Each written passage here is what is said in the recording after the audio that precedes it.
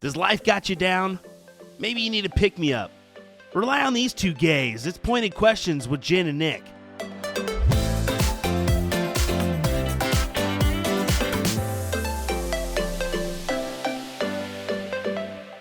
Coming in not so fresh at 40 years old, it's the dark sides of the internet's favorite, that girl, the one and the only Jennifer Mounts.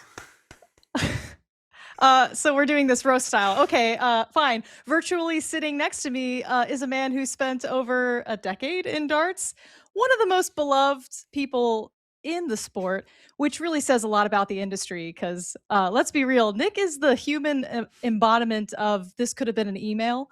Just kidding, Moo, which you would not get that reference because Nick infamously has never seen any iconic movie. Insert the CSE suggested movie list that the darts players have been crying for him to watch. Anyways, he's part community manager, part content creator, part commentator, and full-time pulling off that beard. It's Mr. Nick DiChiria. I couldn't have said that intro better myself, Jen. That was the best two-sentence intro I think I've ever heard in my entire life. Everyone, welcome. It's Pointed Questions, where the podcast where we solve darts and life's biggest problems. Every other Tuesday, Jen and I will sit down here. We're going to talk about the pointed question of the week. This week, it's going to be alcohol and darts, and if you should drink as a darts player. We're also having fun little segments. We're going to confess some dirty secrets to each other, and we have a little tier list that we're going to do, and then just get lost in the conversation. Why are we here? Why do we do this? Why do we add another podcast, Jen? Nick, I think the first question we need to answer is why are we wearing fruit shirts? And the answer iconic. is because we're two fruits that started a podcast. But really, that was just a happy coincidence because we just happened to have these shirts. When we were in Florida for the DPFL live event, Nick and I were perusing through a Walmart, getting our groceries for the 15-day Florida trip that we had. It was crazy. Way too long. Yeah, it was long. We were sharing an Airbnb, and I don't really remember, Nick, like how this happened, but I think we just walked by the clothing section, and then here these were. Oh, I think what it was is this was the only terrible, kitschy, what's the word? When someone just has terrible taste, what's that word? My dad. Yeah, exactly. When you're Nick's dad and you see a pattern like this and you just have to have it. And it was the only shirt that had men's extra small. And I was just like, yes, Nick, we can match. And of course, Will Stewart didn't want to match us because he's lame. However, this isn't fair because you have better prominent fruits. I've got an avocado kind of situation and a lot of white space, so it's not fair. Yeah, I'm remaking these. Yeah, we need to get official Magicware approved fruit salad. I did get the better of the two. I will say I remember my dad with us there when we were picking out these shirts, and he was like, Yes. I guess if you guys are going to do that. And then Will's like, are you serious? You guys are just getting the no, I don't want one. I don't want one at all. And he's missing out every day since. Your dad was encouraging us to buy them so hardcore, the polar opposites of the quintessential, Will, that's so lame. And your dad, this is rad. So yeah, it was fantastic. Wait, we were at Walmart because we were filming that CSE promo. So we were finding cowboy hats. That's why we were there. And we got so sidetracked from our mission. It wasn't even close. Yeah, you found a pink cowboy hat, the little bandana. I don't know, it's all coming back to me now. Yeah, that promo was amazing, by the way. The best work was the last season I was participating in the CSE. Creme de la creme. Cowboy theme's going to be, the Western theme's going to be hard to beat, but although the pirate theme's been amazing this season, I don't know. It just keeps getting better and better. But Nick, when you asked me to create this podcast with you, naturally I'm just all in because I'm a yes man. But I never really stopped to ask you why you wanted to start the podcast. So could you answer that question for me? Okay, so two different things. One, I've been wanting to make more content on Nick D Does Things. Follow right now. Don't follow Jen Mount Starts. Nick D Does Things. No, I wanted to make some more content, but also on top of that, you and I just kind of have phone conversations that are always an hour to 2 hours long anyways, where we end up laughing and also solving the biggest problem. We'll go from talking about the biggest industry insider problem you'll never hear about because it's our job to make sure you don't. We'll figure that problem out and then immediately go back to making gay jokes towards each other. And we were like, wait, we can just record this. Well, in fairness, I think the world we live in where it's like quick hot takes with social media, having a solid hour, hour and a half, whatever, to really get your hands dirty and explore a topic. Gosh, the way I'm describing this, to explore the topic fully would just be amazing. And the fruit for me is just a bonus. I want fruit to be involved in any way possible, whether we're eating fruit, if that's a segment. The logos fruit, the watermelon thigh episode. Let us know.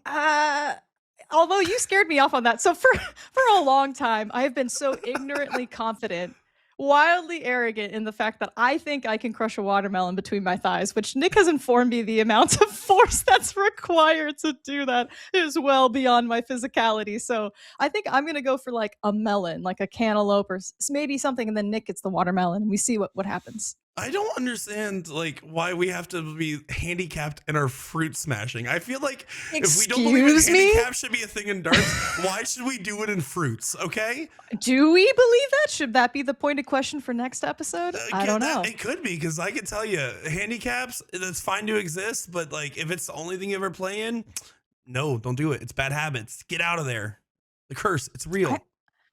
I don't know. I think it teaches you a different level of mentality of how to deal with dishing out. Like, imagine there's an insane skill gap.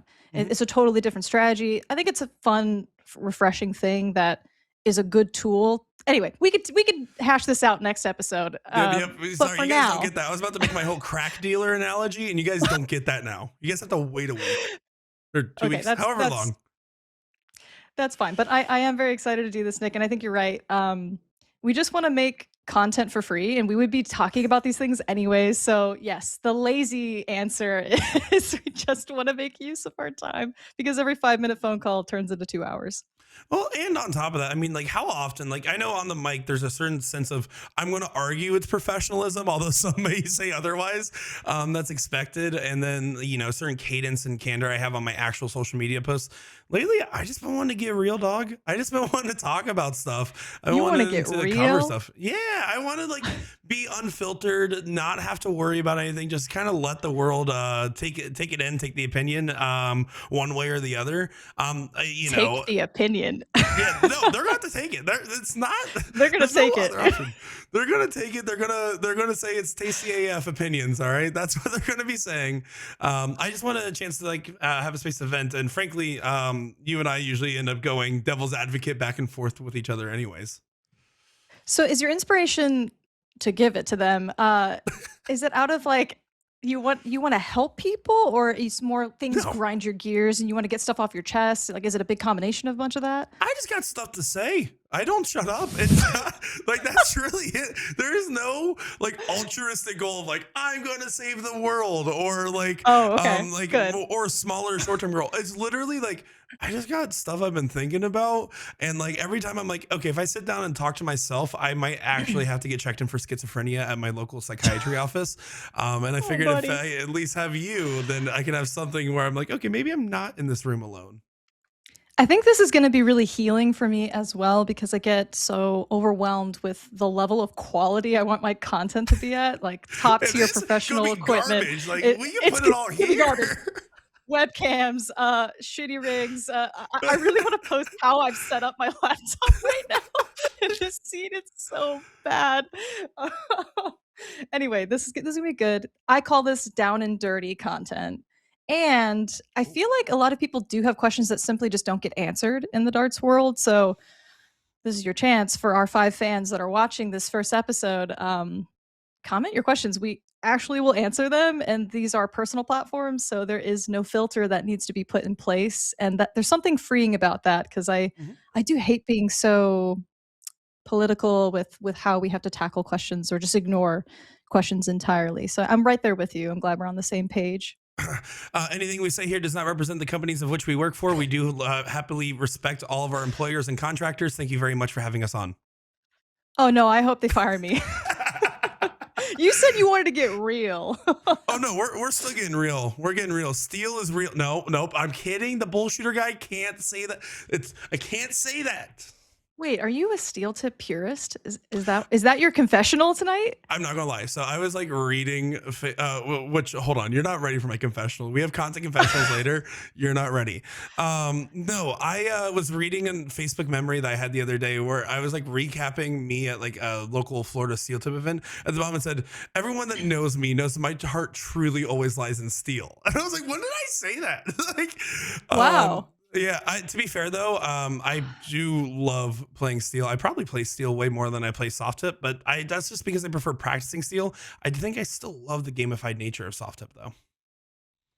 Yeah, I was gonna say I can't have everyone surrounding me be a steel tip purist. There's too many already. I married one. I couldn't believe when I found that out. We got married first, and then I discovered she was a steel tip purist. I'm like, ugh, ew, brother, no. yeah, yeah. But yes, soft tip is. I think it's just like an accident of birth. It's always gonna have a soft place. Wow, and a soft spot in my heart. But the older I get, I kind of get the agitation with it, the sound alone of the plastic smacking on the plastic. When I see what you mean by why you want to practice steel, and it's just so much harder. You get better faster. There's tons of pros and cons, but yeah, I have to like work myself back into loving soft tip again in practice rather than in theory. Yeah, well, I mean, I don't know. I also like the ease of soft tip like online play. Like, yes, it's gotten better on steel significantly compared to a couple of years ago. Yeah. Shout out COVID, thanks COVID. But no, I don't know. At the same time, I like the community around soft tip, but I like the sport around steel. And I think for me, a personal driver and what I do is like trying to build that sport into the culture of soft tip. Oh, and you're single-handedly doing it because you're at every tournament. I don't know how you do it, man. How Nine of has 10 it weeks in a been? row. 9 out of 10 weeks in a row the past 10 weeks? I've been That's either at a been or is it tournament or traveling of somewhere. There a couple Florida trips as well, so they're not all work. But now that I live out of state to do this job, I do go back home now. So you remember what your apartment looks like, at hmm least. I was here. I've been here like 21 days this year, I think. It is March. It is late March. Oh my gosh, that's crazy, Nick. So, okay, you're on the road an insane amount, more than you ever were before. I have to ask because I've noticed this double standard and I worry for you guys. This is a genuine like thing, by the way. I worry for my crew because there seems to be a double standard with gender and harassment in Oh, the darts world. For please. example, for example, men aren't just like invading my personal space and touching me when I'm at tournaments. It has happened, but it is not an everyday occurrence. When I go to tournaments with you guys, men and women are all over you, getting up in your business. And there's hmm something about the allure of that live stream crew. Are you so just, are you so Uncomfortable. just, oh, uncomfortable? I was going to say desensitized because you do it so much, or is it becoming more and more of a growing exponential problem because your presence is just so known at every tournament? I mean, it gets like the term parasocial, right? Like it gets parasocial sometimes. Like people are like, I've only interacted in chats or comment sections, or maybe have like commentated one time ever, or like coming back to me and like the least favorite question that you could ever ask me is, "Do you remember me?" I hate it Oh, with a burning passion. oh, But there's it's the very few worst. times where that actually has a good outcome. I will say there was actually one at Booyah Cup where it was like, "Do you remember me?" It was actually someone I played against in league, and I didn't recognize him because I see him on the little camera on the dartboard. It was a remote league. And I was like, "Oh, never mind." Like, no, that's a fair time to ask that question. 9 times out of 10, the answer is no. Just tell me anyways. And I usually say my same every time someone says, "Do you remember this?" or "Do you remember this thing?" I always say, "Sorry, I used to do a lot of drugs." Like that's how I have to tell them. I have to like joke it off a little bit. But Oh man. the touching is strange. So there's certain players that can come up and give me a hug, and it's not weird. Lisa Yee can always give me a hug. She is literally the brightest star on this planet, debatably. Um, Yeah. she's Lisa, you incredible. could ruin my life. I wouldn't care. Yeah, She's the shout out, sweetest. shout out Lisa Yee. Can we just like get some Lisa Yee appreciation in the comments? I already did that post, but like do it again. Yeah. No, Insert people are Lisa weird. Yee in a full-on parka at Wisco Booyah Cup in With the her little cold of monkey Wisconsin hat, with just her her little, little yeah, monkey. monkey hat. She was a tiny little guy just freezing up. All right. Um, But no, like it gets uncomfortable sometimes. I think people sometimes will like talk about like a Leonard Gates crashing out on somebody for like touching him or not, or like interacting with him. And I can tell you, there's certain times where he absolutely handled it god awful and overreacted. But also, there's times where like I'm at the end of a 14-hour commentary day. I just had to deal with all the random things that can go on in a live production. I'm exhausted. I haven't slept more than like 3 hours in the last 2 nights, and then someone comes up after 27 shots and like grabs me. I get uncomfortable. I pop off occasionally, and I'm like, that's not okay. Please don't do that. It's a bit much sometimes. Yeah, I see. Like for once, for whatever reason in the darts community, as I've gotten older, especially, it's kind of sad, but I'm older, so people harass me 40. far You're less. 40 years old. I'm 40. First of all, we have confessions later, and I have to do 2. Can I do 2 confessionals, Nick? You have 2 things you want to confess? I have 2 things I My need to one address is equivocal to today. like 3 confessions with the level of deep it is. So Nick told me like weeks ago, leading up to developing this podcast, that his first big secret has to do with me and its significance. And I'm racking my brain, and I cannot think of a way that he has impacted my life in a negative way.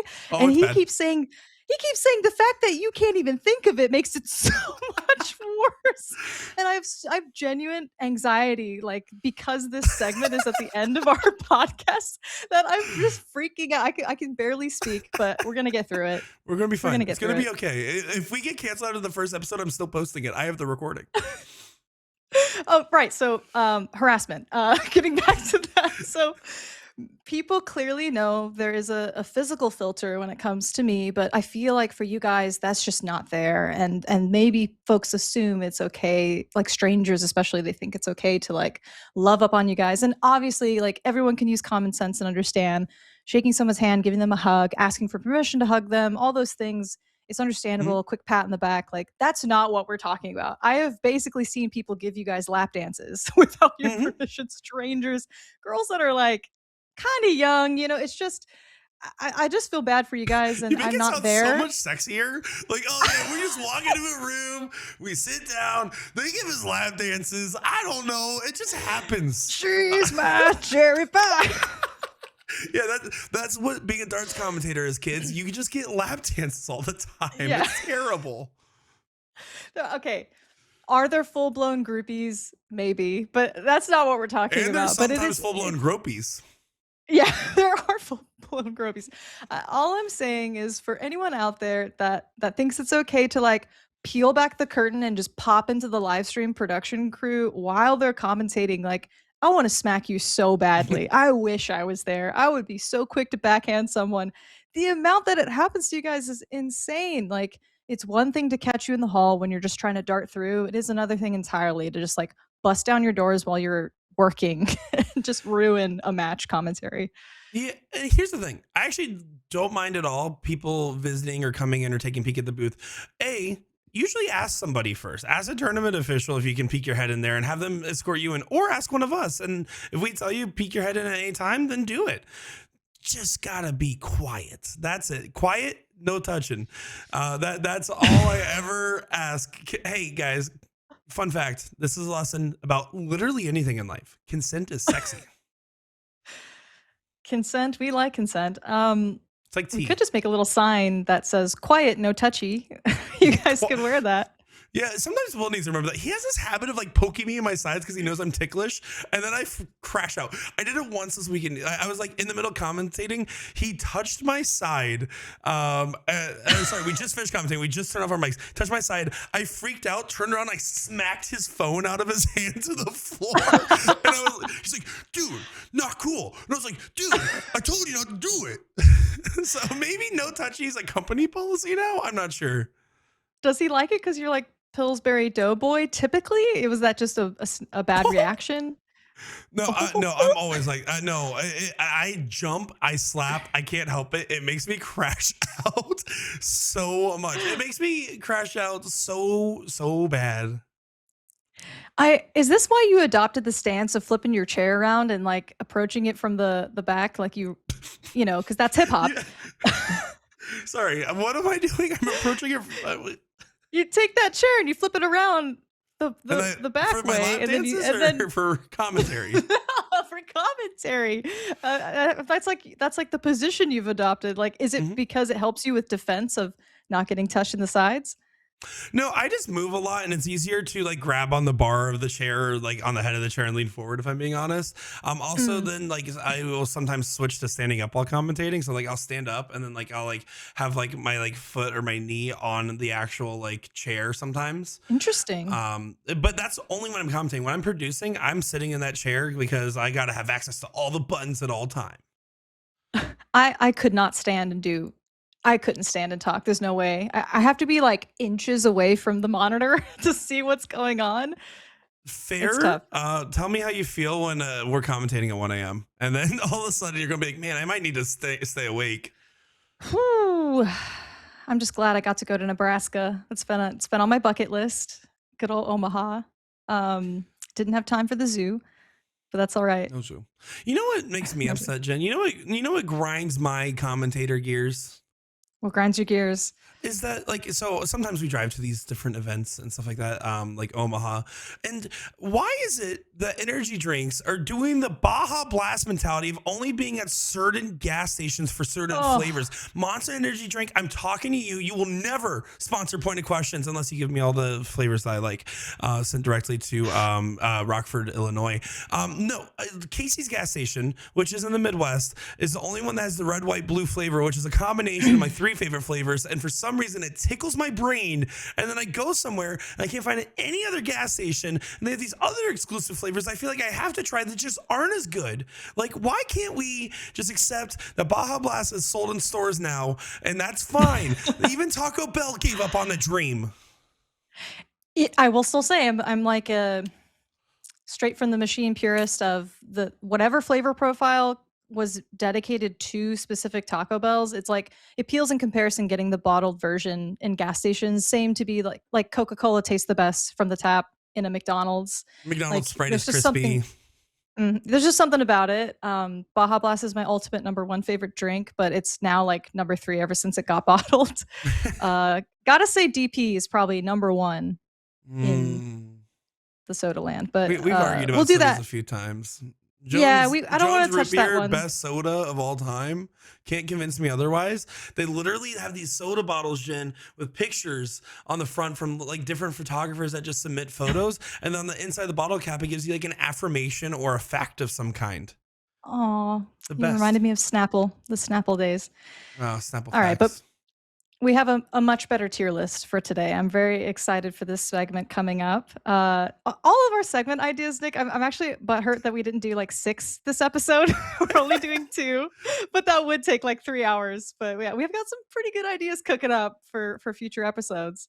Yeah, I'm excited. So like every week we're going to rotate in and out some of the stuff we're doing. I don't actually have dirty confessionals to say every single time. Oh yeah. Surprisingly, I don't have that much tea. So that's why every time we're going to rotate out. We have different segments that we're going to do. Shout out Tommy's 2 minutes. You guys aren't even ready for that segment. You guys can't handle Tommy's You 2 guys minutes, can't handle the Tommy. but what in the will? What in the will What is in the going on? will?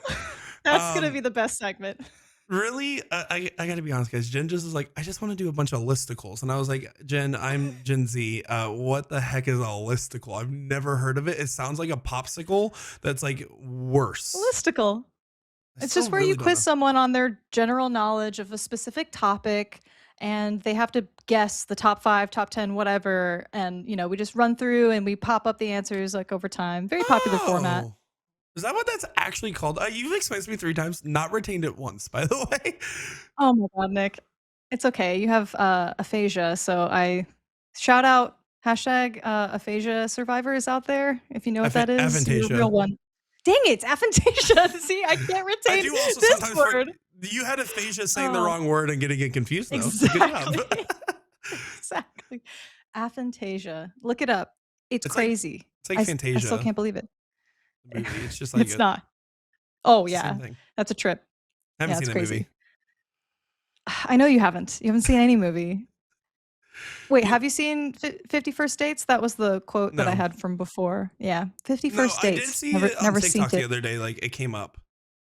No, see, the best little tidbits out of context, especially when it comes to like an Adam Sandler comedy. Like, no, like don't watch movies that way. We will sit down together. Although my suggestions on your movie list are very out of left field compared to everyone else. They're like covering all the classic like or cult classics, I should say. But I'm like, I just want to watch Sister Act with you and Sister Act 2 and Spanglish and like the menu and I don't know, just I The like Menu's all. great. I have seen that one. Oh, you have seen the menu? Okay, Yeah, I saw nobody that likes one. it. I love that movie. How does no one like that? That there's- movie's great. I don't know. Every time I press them on it, they're like, I just didn't get it. I'm like, what do you mean by that? Are you What only do you talking mean? to Will Stewart? Because that was your Will Stewart impression. I can't do a Will Stewart impression. Every You time I said- try to get You just nailed it. That was the impression. my voice isn't deep enough. It genuinely upsets me that I can't do a Will impression, but I always just try to get into the headspace like just frustration. Like really Like male aggression and grunting is your impression of Will. Yes, Like that's all all I right. can muster. Here's yeah, I don't even like the Menu. Like I tried to watch it and I can tell you there's just it's not Happy Gilmore. Like you see Happy Gilmore and there's golf clubs and there's Adam Sandler and you just watch the Menu and it's just a bunch of gay stuff.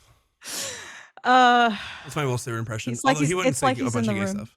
He's He right would never here. say a bunch of gay stuff. Yeah, but he is right here. He would call us a bunch Oh of gay gosh, stuff. Nick. We're a pair of gay bows would be the technical term, I think. We're the fruit to your salad? Do you remember your dad freaking out about what even is fruit salad? It can't be a salad. He Like hasn't this was a stopped. pain point. This was a pain point of his. It's intense. Fruit salad to me is at least at least 3 different fruits that are put into a bowl with some type of combining texture of liquid or condiment. I see. That's I'm my about it. foundation. I accept. Mixed fruit mean- is just a bowl of fruit. Yeah. That's fine. So you need a binding agent Yeah. to toss it together. Okay. So like if you That's put fair. marshmallow fluff in it, like the Midwest does for some reason with literally everything, that's like by Right. the way, culture shock. Living here and just seeing marshmallow fluff like mixed into Oh, different things as like man. a standard practice is insane. Yeah, I mean, what an interesting life you've lived. You went from Ohio to Florida to Rockford, Illinois. I went from Washington State to Kentucky to California. So we've really covered a bit of distance there. Speaking of the Midwest, how many crock pots do you now own since you've been there a few months? 0, I'm never home. When would I use it? You could just leave that guy running, go to your event, come back, I- got a delicious meal. Make a perpetual stew. Have you been watching perpetual stew talk? It is the best thing Yes. and the worst thing. It's like a science experiment. I love science, Jen. Yeah. Yeah. I don't know. I don't know if I can get down with that. But like broths, I can get behind like a broth brewing for quite some time. I don't know, man. Just a perpetual stew though. Yucky. Jen, I'm coming over and you're gonna make me something in a crock pot. What are you making me? What's your go-to Jen Mounts trying to impress crock pot? Probably like a chicken tortilla soup and then have some like fresh, avocado slices, sour cream, salsa to top that. Oh, and definitely like just like homemade tortilla chips, deep fried to like put into Sounds that. wonderful. Yeah, something like that. I don't know. I'm not really a crockpot girl. I really love inefficiently making only one meal for 2 people. Like I can't mass cook. I can't meal prep. There's something about it that just my brain can only fixate on the here and now, and I just want to make one delicious like meal. So I'm not a crockpot kind of person. I want to stress myself out and be extremely anxious, and I want to work 3 times as hard as I need to get that meal done. That's my style. I took some salami and shredded cheese and microwaved it for 2 minutes and ate that the other day. Oh my god.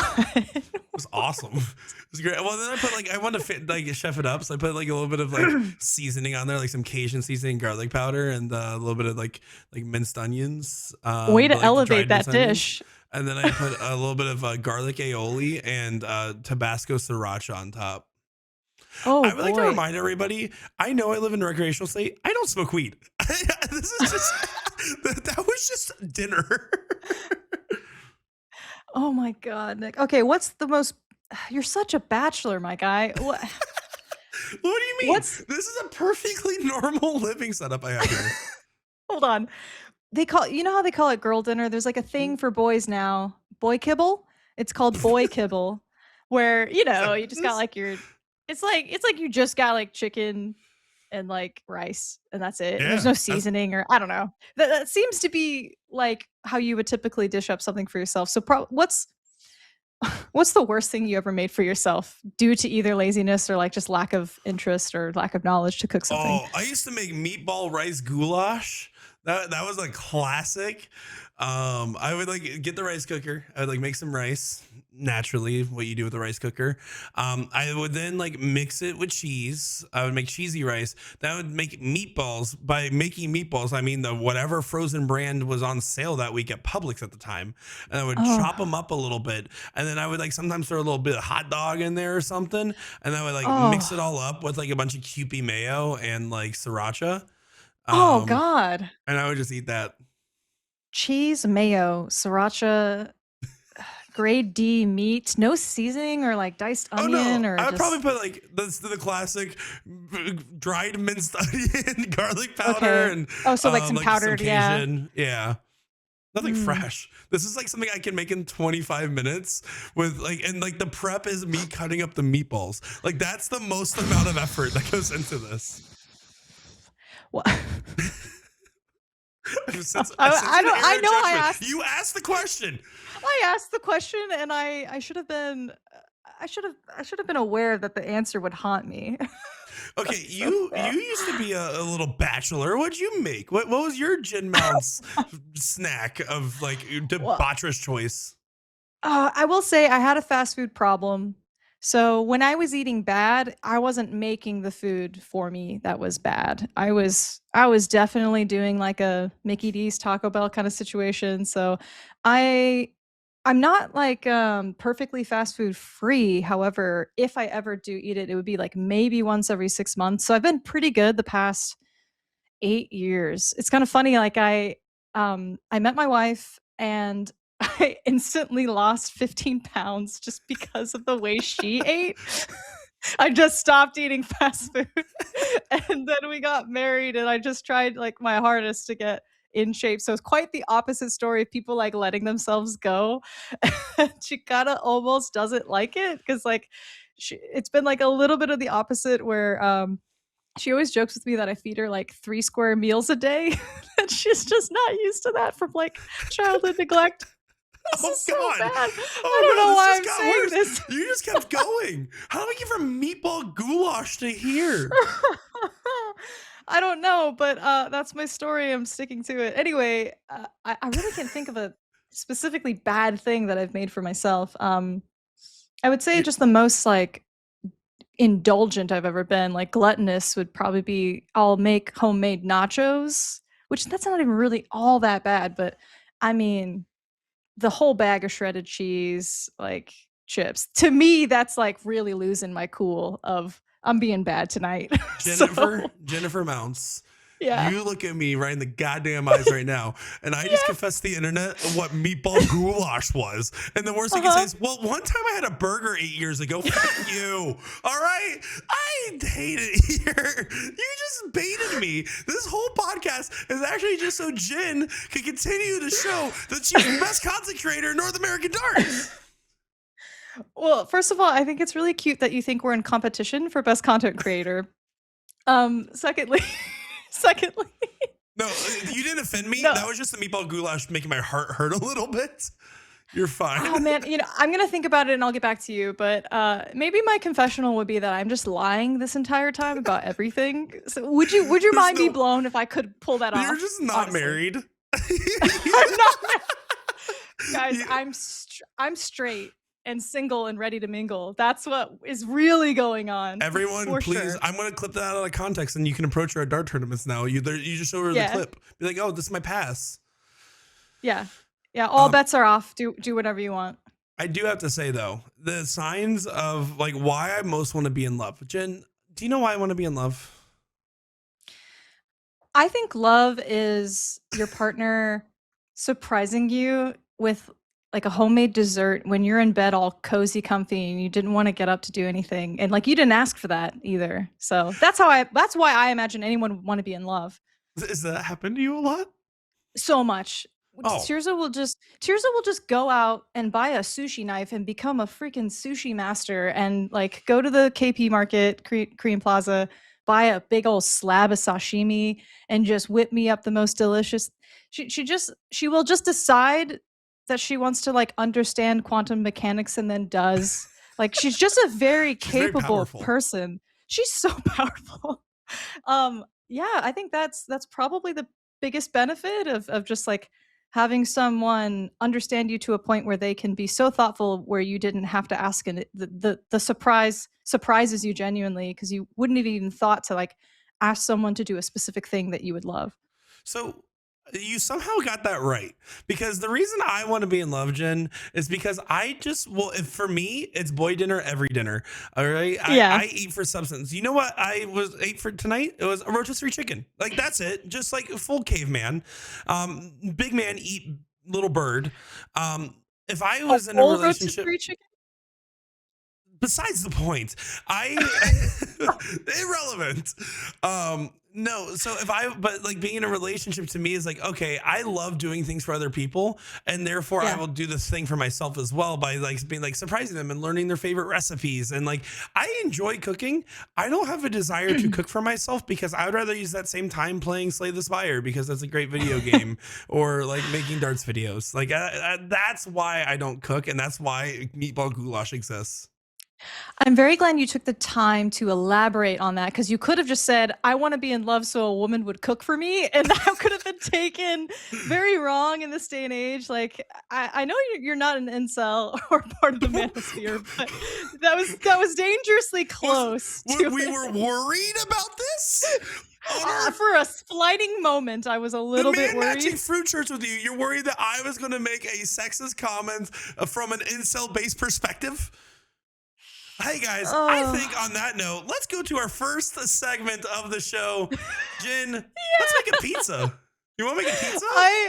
I would love to make a pizza with you. Nick, first and foremost, I think we just need to quickly establish, ignoring all those ingredients, please tell me what your number one go-to like two topping pizza would be. If Ooh, you were two limited to two topping. two toppings. Okay. Um, you know what? This is gonna sound okay. I know it's not a topping, but in my ideal pizza, it does have cheese stuffed crust. But I'm not taking it as a topping because like it's not a topping; it's a Okay. siding. Because crust is on the side. I would say my ideal two topping pizza is extra cheese and sausage. Simple. That's it. What kind of cheese? Asiago, Parmesan, Yes. Not Parmesan. No, mozzarella? I want it stringy. I want it gooey, some Okay. mozzarella up in there. Extra Um, mozzarella yeah. sausage. I want to have my arteries hurt when I eat pizzas typically. I could get down on that because mine's very close. It's just sausage mushroom. Or if sausage isn't available, I'll take bacon mushroom. So that's typically what I would do. But like getting older is Okay. me realizing Supreme Pizza is actually probably the best pizza kind. Like I Yeah, never as that's a kid yeah. liked it too much going on. As I got older, I'm like, pretty good. It's like 5 ingredients. Like that's not too much. I don't know. I love it. What I've I always loved it. 8-year-old in Ohio, too much going on there for this palate. All right, now I can handle it. All right. So, do we want to describe this tier list? This is my first tier list, by the way. I think it's pretty self-explanatory, other than the feed to Will at the bottom. Like Well, it's so bad. We would it's a only feed it to shame. Will. At It's 40 a years shame old, this topping. is your first tier list. Absolutely Yeah. awful. Yeah, so it's just a classic rating system, but the categories are the best is get in me. Like this is definitive. Then there's tasty AF. Just I eat if I have to. Like if someone ordered the pizza, it's already on there. I'm not it's like, well, whatever, but I Not would gonna never waste order it. it. And then Just a giant you gotta be 32 careful, ounce water buddy. that fell over. You gotta be careful. First of And all, our matching our matching mugs mine, is I'm crazy. sponsored by Stanley. You're sponsored by Target Darts, though. That's the difference between you and I. Yeah. Yeah, we got this Target mug during the Target Saros launch, and I looked at all my coworkers and I was just like, mine. I'm calling dibs on that This sucker. That this thing's one's for awesome. me. But yeah, feed to will. That's the worst. That means that we're only giving it to the dogs. You know, I'm just kidding. Will, I Yeah. love you so much. You're my dog. That's why I'm saying that. We wanted him to be involved. He's not a big queer guy like us, so we wanted him to Yes. be involved in some way. Yeah. If he So keeps this is following it. our agenda, we're going to co-opt him naturally because, of course, you weren't born this way. You just become it one day. So that's just Yeah. how it works. So, okay. So how this is going Okay. to work is we're going to go one by one, and you and I are going to argue until we agree on what category these things go into. Fine. All right. I uploaded them in order of category, as you can see. So we start with the sauces. Let's get with the base of our pizza. Are you a white sauce kind of guy? Or are you a red sauce kind of guy? Red sauce by far is the correct answer. Like an Alfredo Agreed. pizza is a change up pitch. You do that every now and again. You know, you don't start with Alfredo, you don't end with Alfredo. It just is like, oh, it's a Tuesday, once a month kind of pizza. I agree. I think the red sauce has to be like get that in me because it's the glue that, or sorry, it's like the foundation to the pizza in my head. If you just had nothing, it would be a little odd because you need that brininess from like the tomato, the red tomato feel. The white sauce, I would argue it's gonna go into the if I have to, just because I'm not. It's like a little thick and rich for me, whereas I want that to come from my cheese. So I don't know, Nick. How do you feel about that? You want what to come for your cheese? No, sorry. Welcome to the podcast. I don't know. I think white's like, again, it's just I wouldn't It's be just I. upset. Yeah, like if I went to Yeah, you're right. okay, if you showed up at A to Z's warehouse and they were having pizza day and the only pizza left was Alfredo pizza, you wouldn't be like, if I have to, you'd be like, oh, okay, I still get free pizza. And like if I have to is like I'm starving and this is the food here at the gas station that I'm buying at the middle of Okay, the night. I don't know. I got you. I'm with you. I'm That's with you on fine. the red sauce too. I think that's completely valid. All right. Is this Next up, we've got our mozzarella? cheeses. That is mozzarella. Got to be getting in Mm. me. I want that. I want that soft, subtle, like beautiful stretch to it. It's just got the perfect texture. It's not overpowering. That's the glue that holds it all together. Yeah, I think it's valid. I mean, if you don't want mozzarella on your pizza, assuming you're not lactose intolerant, then it's fine. Also, can we just talk about Wisconsin for a second? Do you have a second to talk Sure. about Wisconsin? Are you busy? I mean, Um, I'm doing something right now, but fine, go ahead. That's fine. Okay, perfect. When I went to the Doug Sports Pub Darts Championship in Plover like forever ago, hashtag not sponsored. I went there and like we went across the street to go eat, and they're like, "Oh, do you want some cheese fries?" And I was like, "Yeah, I could go for some cheese fries." Thinking, nacho cheese on a French fry. That's what I'm thinking is happening here. Uh huh. What I ordered was apparently not that. Cheese fries to them is a flatbread pizza that's in a circular shape, cut into like square or like rectangular breadstick lines, and just the thickest layer of cheese you've ever seen, and like a thin layer of dough, no sauce. Is that a Oh pizza or is no, that just like bad for you? no, that's a that's a crime. Is That's it? just eat your cheese curds and just give it up, I Wisconsin. Come I on. I ate the whole thing. Did you like it or did you eat it out of necessity, I can tell you, sustenance? you could tell I ate it because when I started commentating, there was no energy in there. It was gone. I was Oh, too busy processing all the lactose in my body that had entered. see, here's the thing. As bad as I want to be with cravings that I have, I always think to myself, like, okay, if I'm gonna like gorge myself, it's got to be worth it. It has to be delicious. Otherwise, to put that amount of cheese in my body, I want that sucker to be a cheese plate with like some brie and honey and balsamic and Castelvetrano olives and some like a beautiful cracker, like some prosciutto. I, Copa. I can't do like just 90% tasteless cheese with a little bit of like bread. That's not Oh, okay to me. I can. The Booyah Cup Friday literally ate a giant, like I ate 12 ounces of summer sausage and 24 ounces of cheese curds. Oh my god, dude. I was an How are you athlete, Jen. alive? Wait, I'm not I going to don't be for much longer. When I'm your age, Jen, it's game over for me. I don't I was almost gonna ask you about your bowels, but I'm just gonna leave that alone. Let's move on. Yeah, Parmesan cheese. How Parmesan about cheese. that? So I'm a big fan of like freshly grated Parmesan, but I went with that image just because like I know that's Sure. gonna be familiar to people. If it's that exact craft, like preserved cheese, I would just skip it entirely. It used But to if go in it's my some meatball fresh goulash. I used to Parmesan, actually use this cheese on meatball goulash sometimes. oh, oh, Nick. Yeah, I mean, like fresh grated, I'm gonna say it literally complements any kind of pizza. I would want that on there. So that would be a get it in me situation. If it's the bottle, I would say it's just I. Let's just assume it's like just semi-freshly grated, somewhere in the middle. Like it's at a pizza shop that's been sitting Mm-hmm. for the day, but like it's Mm-hmm. not crafty there. So like let's just assume somewhere in the middle. But like I'll be honest, it's just like It's I just don't I. know. I don't think it ever like changes my opinion of the pizza. Like honestly, the only time Parmesan cheese will take a bad pizza and make it better, but it does not make a good pizza even better, in my opinion. I don't know. Am I crazy? Am I That's crazy? fair. I agree with that. I agree with that. But it will elevate a fantastic pizza in a big way because you're Nah. gonna get that salty umami. I don't know, man. There's We can umami in we there? can, I don't know what umami well, is to this day. I just like whenever I see it on a menu, I know I like it, so I order like umami butter with steak. It's delicious. Don't know what it yeah. is. Let's go. Let's go. There's two different meanings there. There's the thing, and then there's the experience.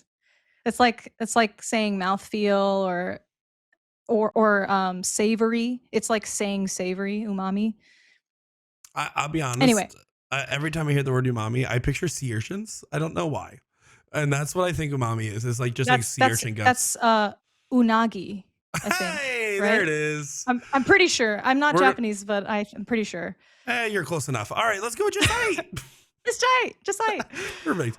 Go. I Okay. like your go picture, by the way. Yeah, you You get should it, have right? just It's done goat LeBron cheese. James or something. Like you should have just Phil Taylor's right there. You just put Phil Taylor. Taylor's face. Nick, you're so funny, man. Thanks, Jen. Uh, That's why we're doing this. yeah. Goat cheese has to be divisive, right? Some people are allergic. It's a strong flavor. I think it goes well paired with a certain thing, but I'm curious to hear your thoughts, Nick. Pretty good. I like cheese. Here's the thing. I always like cheese. But again, I think Parmesan, unless it's like baseline added into the pizza, is more of just Mhm. like a topping additive. It's the same reason like I don't use salt and pepper shakers at the restaurant. Like that's not a Right. thing I do because the dish should already have the appropriate amount of whatever I need. So I don't put red pepper flakes or cheese on it unless I need to. Except at Olive Garden because I like making eye contact with the waiter. It's So cracking the fresh pepper. no, like the Is that what you're cheese, like talking when they do the little like Oh, Parmesan wheel, I literally Yeah. I have a bit that I do where I just make eye contact with them and never say the word stop until someone at my table gets Oh uncomfortable enough to my say it. God, Nick. Um, y- the level of commitment to bits I've never seen anyone else pull off. And you're right, there will always be someone at the table that's panicking that you're not saying stop. So I would love to be in on that bit with you, and I will not say let's go stop. to Olive Garden sometime, buddy. We can do that. That's in our future. I'll be honest, I'm gonna hate it food wise, but let's do it. I'll still eat it. So goat cheese to me, I do think on the right pizza, absolutely is tasty AF. Like I don't Mhm. think it could go on every pizza, but if we're just taking it topping by topping, I think that Yes. that topping complemented with like some spinach or maybe like some type of like honey glaze on there. Like I had a honey goat Yes. cheese pizza the other day. It was and Woo. bacon. It was great. Yes. Exactly. A hot honey, prosciutto, goat cheese, arugula. Yes. All those go together. I'm with you. Tasty AF. All right, perfect. I'm glad we agree. We actually agree a little too much on this, which is so funny It's to a me. long list. It's a long list, Nick. We'll All see. right, there's still so just classic peps. Is that what we're at? Pep Boys right now? I think pepperoni has to be universally the favored topic out of or topping out of all of these options. But I'm gonna say it's only tasty AF. Yeah, no. Get in me has to be one of the goat toppings. Cheese and Yeah. sauce, goat toppings. Yeah, But has to be there. It is tasty AF. Like I do love me a pepperoni. I will always be happy it's on my pizza, but if it's not my favorite pizza topping. But Exactly. this is my little sausages. What are these guys? This is a beautiful, crispy Italian sausage. It's got some fennel. It's got some salt and pepper. It's got oh fuck! It's get it in me right God, now. get it That's in what me, it is. Jen. Get it in me. Incredible topping. Incredible. The No best words. meat topping. Yes, definitive best meat topping. Science Seal delivered. If you guys disagree, stop watching the podcast right. Actually, no, please keep watching. We literally Please keep need watching. the viewers. Hey guys, how about Because right this? now If- it's just Will right now. Yeah, it is true. Let's be honest. Hey, if this podcast blows up, we're gonna have a Patreon and we're gonna make these pizzas and compare them. How about that? We'll do that. We'll do that right now. If this podcast becomes successful, we'll do it as a Patreon episode where we make pizzas together. I just want to do that anyway, so we have to blow up now. Yeah, we'll just record it and then not post it till for way later. Oh my God, you're so right. Okay. Next up, we have bacon crisping up in a beautiful cast iron skillet. It's not the best looking bacon, but I would say like the right kind of bacon topping could be amazing. I'm going to say tasty AF personally. But like, okay. A lot of times when I get bacon, I feel like some pizza places just use bacon bits, and like, that's not it. That's not the move. Okay. I do think bacon is a pretty good, but so salty. Like it is such a salty topping. I don't care. I love it. I'm a salt kind of guy. Yeah, you do come off as a salt kind of guy. I'm a salty guy. I'm a salty gal. You need your Clearly, I threw my water. There's a pool of water on the ground, by the way, guys. Like, I'm just gonna deal with that later. That's a later problem. That's a later problem. Yeah, that's fine. I would say I'm okay with it being. I think it might go tasty AF. Like here's like again, like I just said, like bacon, honey garlic type of thing, delicious. Hear me out. Yeah, I'm hearing you out. Cherrywood smoked thick ass bacon, then sliced thinly, then sprinkled on that bitch, and just so delicious. ASMR Jen describing pizzas. You're done. You win. Done. Prosciutto though. Now that's a good meat. Okay, but problematic meat, right? Because it kind of is a cold topping on a hot pizza. It usually doesn't go on first. You put it on at the very end and like let the warmth of the pizza slightly bring it to room temperature. You don't cook it at all. You just let it soften a teeny bit, so that way you're not going to lose that amazing flavor. I think it's a top tier topping. Personally, I'm going to say either Tasty F or Get It In Me, because it is one of my go-tos if I have it. Wow. Yeah. See, and I'm over here saying I love prosciutto, but every time I have prosciutto on pizza, I'm thinking, man, I just wish this prosciutto was in something else. Like if that's that's what I think. Like I love prosciutto, but as a pizza topping, I don't know if she convinces me on it. Like I don't know. Like she is the prosciutto. By the way, I have feminized the meat. I like that. It's like a soft, fatty, like prosciutto wrapped mozzarella, delicious. You know, you put a little prosciutto on a charcuterie, I'm a happy camper. Put it on a cracker with some jam. But like I think you're on a pizza, I don't know. I think I would rather have the bacon, which bacon's just worse prosciutto, if we're being honest. Okay, here's the thing. I never have bacon in my house, and I always have prosciutto and fancy cheeses in my house. And I think just out of proximity, it's higher ranked in my head because of that. So I'm gonna go ahead and check myself, and let's put it in just I. It's just I. No, Jen, on pizza. I gotta ask. Yeah, on pizza. This is not a meat tier list. For the record. Yeah, exactly. Spam. That's a tricky one, dude. Because I so like here's spam. The thing. Here's the thing. I did a lot of research on what the world commonly puts on their pizzas, and that's everything on this list. I just threw in spam to make you laugh. I'll be honest. I think one of my favorite moments was when we were at the grocery store for DPFO when we got these shirts, and you're like, you saw a can of spam, you're like, oh, spam, I haven't had spam in forever. And then you looked at me and you said, dude, if I made some fried spam at the house, would you eat some? And I was like, sure. And so one morning you're cooking up and you were smiling. You were so freaking excited for this. You make this spam, you sit down, you take it away, you're like, saltier than I remember. It was disgusting, Nick. Jiggling that shit out of the can was disgusting. Oh, it was so unappetizing. It was just stuck in my head, and I fried you up a spam tortilla wrap with egg, I think. It was delicious. I don't know. But no egg on mine. Something. No, you don't know egg. You don't need egg or chocolates. Yeah, so I felt so bad about it because it was real plain, but you ate it. You definitely ate it. I was happy. I have footage of making that, I think. So insert clip for sure. My favorite was you panic running across the room while talking to the bull hitters because we were on a call with them, saying, "Wait, my B-roll!" And like you had to like run over and grab B-roll of breakfast. I had to flip the potatoes in the oven. That's what it was. I had to like Mhm. toss them up. Um, I'm gonna feed to say we Will. feed spam to Will. Yes, on the same Because page. here's Yeah. the thing. Excuse me. Here's the thing. I could totally see Will being like, I saw this TikTok. We gotta try this place, and it's like a place that like specifically does spam pizza. I could so Yes. see that happening. I do like Yes. spam musubi though. Like spam musubi is great. Oh, Feed to Will though spam pizza. I'll feed that to him. yep. Next, we have, of course, just a classic chicken that's gonna pair with your Alfredo, and then oh, thank you, dude. It's just that shouldn't be on pizza. Like it's just weird, you know. It's a 90% of distraction. the time, if I order chicken at a restaurant, it's because and I'm not talking fried chicken. Fried chicken's different. I don't fry chicken at home. That's too much steps. Right. We just went Right. over this, but I can make chicken. I am perfectly capable of making good chicken. Why the Yep. hell do I go out to anywhere and order chicken, especially on a pizza where it's just going to dry up and distract from the other stuff going on? Well, like a chicken marsala, some kind of like specialty dish, I can do a that. tiki chicken marsala. But you can do that shit. Uh, Okay, all right, yeah, Nick. you just put some sauce in a pan, some chicken, and mix it all up. Easy. All right, all right. My bad. Never mind. But I think we can agree. If I had to, like, I don't think it's Yeah. unappetizing. I just think it doesn't go. It is like a speed bump every bite I'm Mhm. taking. I'm like, I'm hitting this piece of chicken I don't want in my mouth.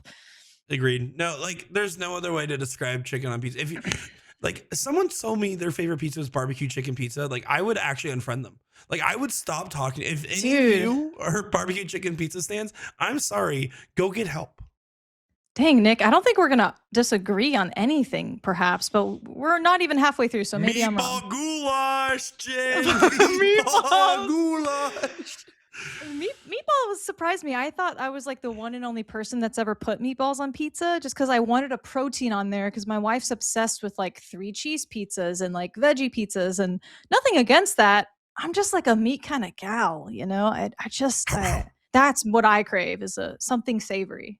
So I'm actually about the meatballs. Tasty as fuck. Gonna be honest. Really? Yeah, I think Really? so. Okay. Dang, I man. don't like meatball because again, meatball and like if sausage is the best meat, if like a beef Italian sausage is Mhm. number one, meatball is just like if like it only wore joggers. If Italian sausage only wore joggers and like kind of gave up a little bit, that's what it is, right? So I think Yeah, it's man. fair to be one step below. Yeah. Okay. All right. Now we've got the infamous anchovies. Never tried it. You just never had them ever? No, it has not come up in my life, Jen. Have you had sardines in a can with mustard on a camping trip with your dad? Have you not had a childhood?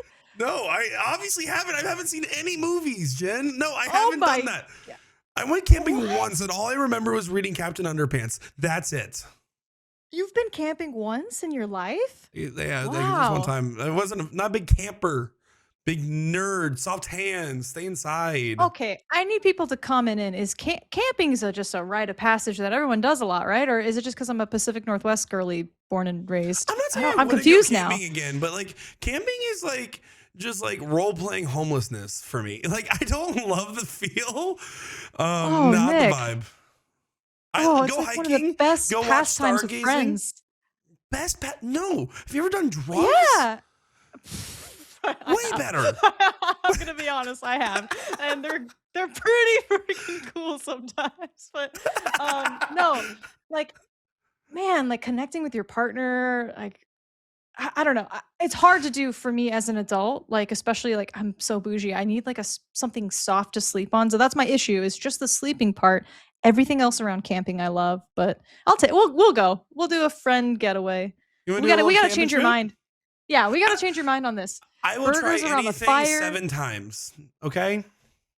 I will change. I will try anything thrice, but not 7 times. Nick. No, I What? just keep going. I just keep going. Oh I'm my back in the box again. God. I'm back in the box again. No, I would try it Oh. again. Like I have not actually tried as an adult to go camping. So, Yeah. actually, I don't know if I can tell this story, but I'm going to anyways.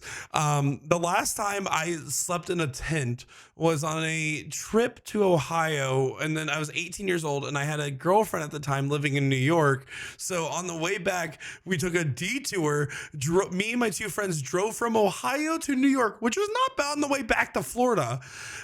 Drove up there. I dropped them off at like NYC Pride. And then her and she still lives with her parents. I was 18, she was 17. So we got a tent and like went up and like hung out in the woods. Wow. Yeah. Yeah. And let me tell you, See, I remember I think you're missing out. this is uncomfortable. Like this the entire night. Nothing to do with the girl. Everything to do with the rocks and dirt and stuff. Okay. Yeah, I'm committed to changing your mind. It just has to be the right environment with the right people. Well, I'm Okay. gonna let you lead the way here on anchovies because to me, actually, I have had anchovies in a Caesar salad. I can say that, like a Yes. true Caesar, and that's delicious. True Caesar. Yes. I don't think that sounds delicious on a pizza. I'm gonna be honest. It's, I mean, I love salty and briny things. Anchovy is very powerful, so I think I'm struggling because I like weird stuff like that. And I would always eat it out of excitement because it's new and different and weird and a lot of it, it's just very powerful. Um I'm gonna put it in the if I have to corner because I would never intentionally order it, and I think the most people would never try it. So it's kind of I'm feeling a little socially pressured with no one here to pressure me to rank it low. All right. You know what? It's probably fine. It can live there. The fishes are swimming Okay. in the bottom of the sea. Okay. Is that Canadian bacon? That sure is Canadian bacon. That's why I put pineapple next to it, which we got to get to. I Oh. feel like friendships have been broken over the pineapple debate. People get intense, man. Well, hold up on your pineapple, girlfriend. Yeah, We're you're right. still on Sorry. Canadian bacon because I have an opinion on pineapple. Um, I have an Canadian opinion on bacon both these things. is just I'm gonna be honest. Like I just stayed at a hotel the other day, and in the morning they they just had a bunch of Canadian bacon, and that was like one of their main options for breakfast. That and turkey bacon. I was like, okay, I guess I'm gonna have this. Wow. And then they had plain provolone or American cheese and like a little sauce bar, and you can make little sandwiches. And Oh. that was actually pretty cool.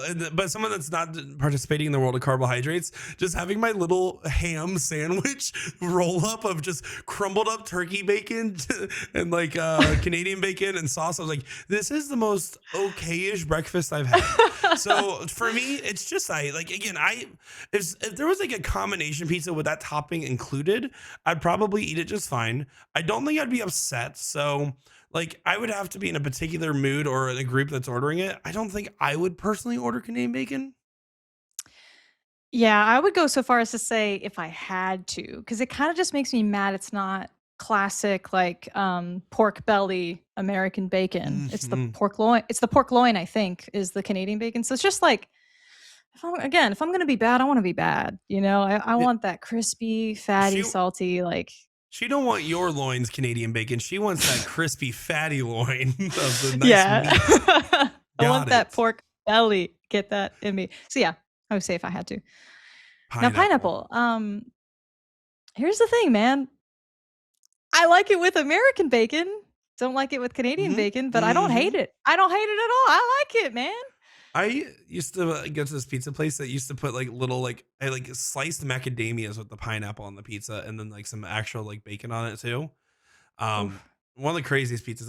Macadamia, don't put that on pizza. I don't miss that part. Pineapple is delicious. And it's delicious on pizza. I'm sorry.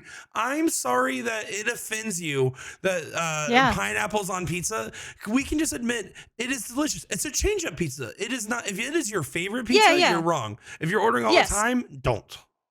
Exactly. It's like I don't necessarily want a super sweet pizza all the time. Like that's hmm absolutely agree. Change up pizza.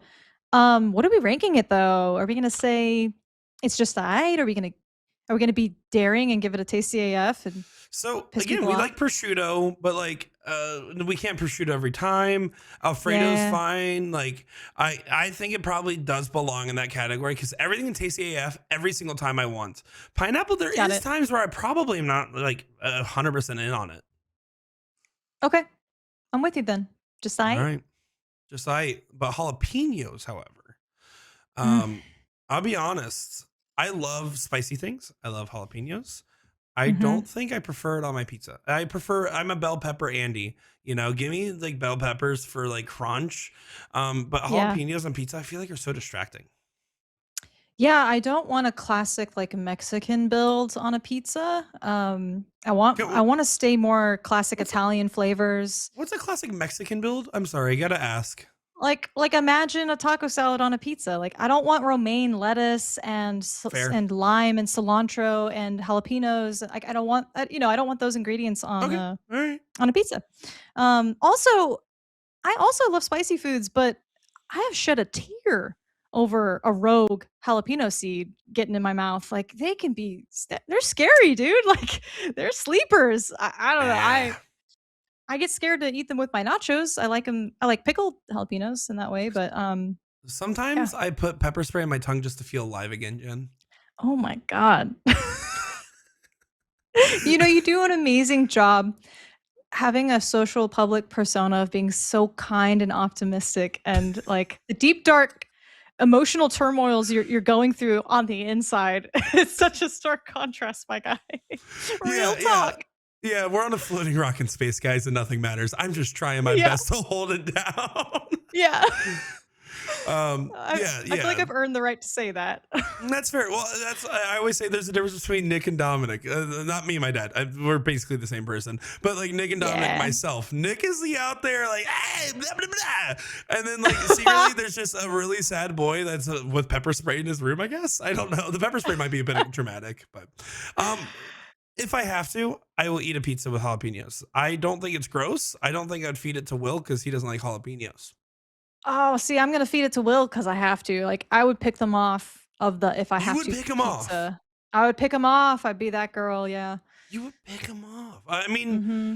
I'm not gonna argue with you on it simply because I just don't care enough about jalapenos to like defend them. Fair. I'm not gonna be the one in their corner, but mushrooms, tasty as AF. Mm. There's just no other way. Mushroom, so good.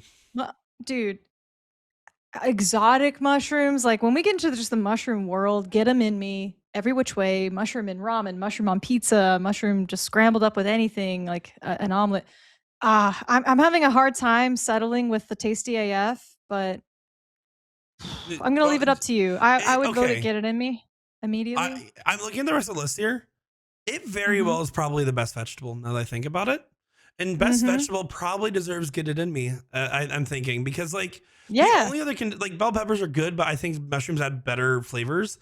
Um, is garlic a and they vegetable? absorb the Can I? flavors. Say what now? Is garlic a vegetable? Yeah, it's a root vegetable. Oh, then never mind. It's the second best vegetable because garlic exists. But okay, no, I would say get it in me.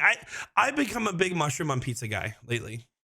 It's like it's the only how about this? It's the only vegetable that I wouldn't be like put to tears if there was no protein on the pizza. I would be like, at least there's mushrooms. I can get that sort of faux I'm eating meat feeling. It's like sort of a substitution. So I rate it really high. My only counter argument is there is such a thing as too much mushrooms on a pizza. There is. I don't think I've ever had too much meat on a meat pizza. I've had too much mushrooms on a mushroom pizza. Mm, hard disagree, but it's okay. All right, get it in me, Jen. I don't know what this next thing is. What is that? You never seen a fig? No, It's a I've been it's a called that. fig. What? I don't. So I've never had a dude, fig in my life. I have a 40-year-old. I have a fig tree as old as me in my backyard. It is enormous, and I just spent $500 for a professional arborist to give it its first haircut of its life. It's never been pruned. It's just Arborist. like an arborist, a tree cutter, like a specialist who knows like how to safely trim trees and Learning yeah, so much. stump I grind. learned what a fig was and an arborist in the same like breath. I'm sure I wouldn't know what an arborist was. I just know because I'm a homeowner. But anyways, I have an amazing fig tree. I will bring you some when they ripen. You'll love it. Mine's got a green outer shell and it's got the same like pink flesh on the inside, but they're delicious, sweet. You've never had fig jam? No, the only exposure Oh, I've ever had to figs being a thing, and I did not even know it was actually like its own little like fruit. Is it a fruit? I yeah, assume it's a fruit. it's a fruit.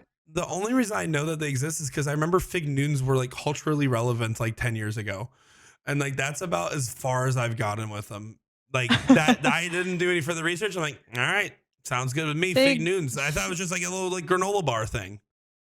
Fig Newtons are named after a town in Massachusetts. Is that right? Something like that. It's I thought they something were named rather. after the fruit I just found out about.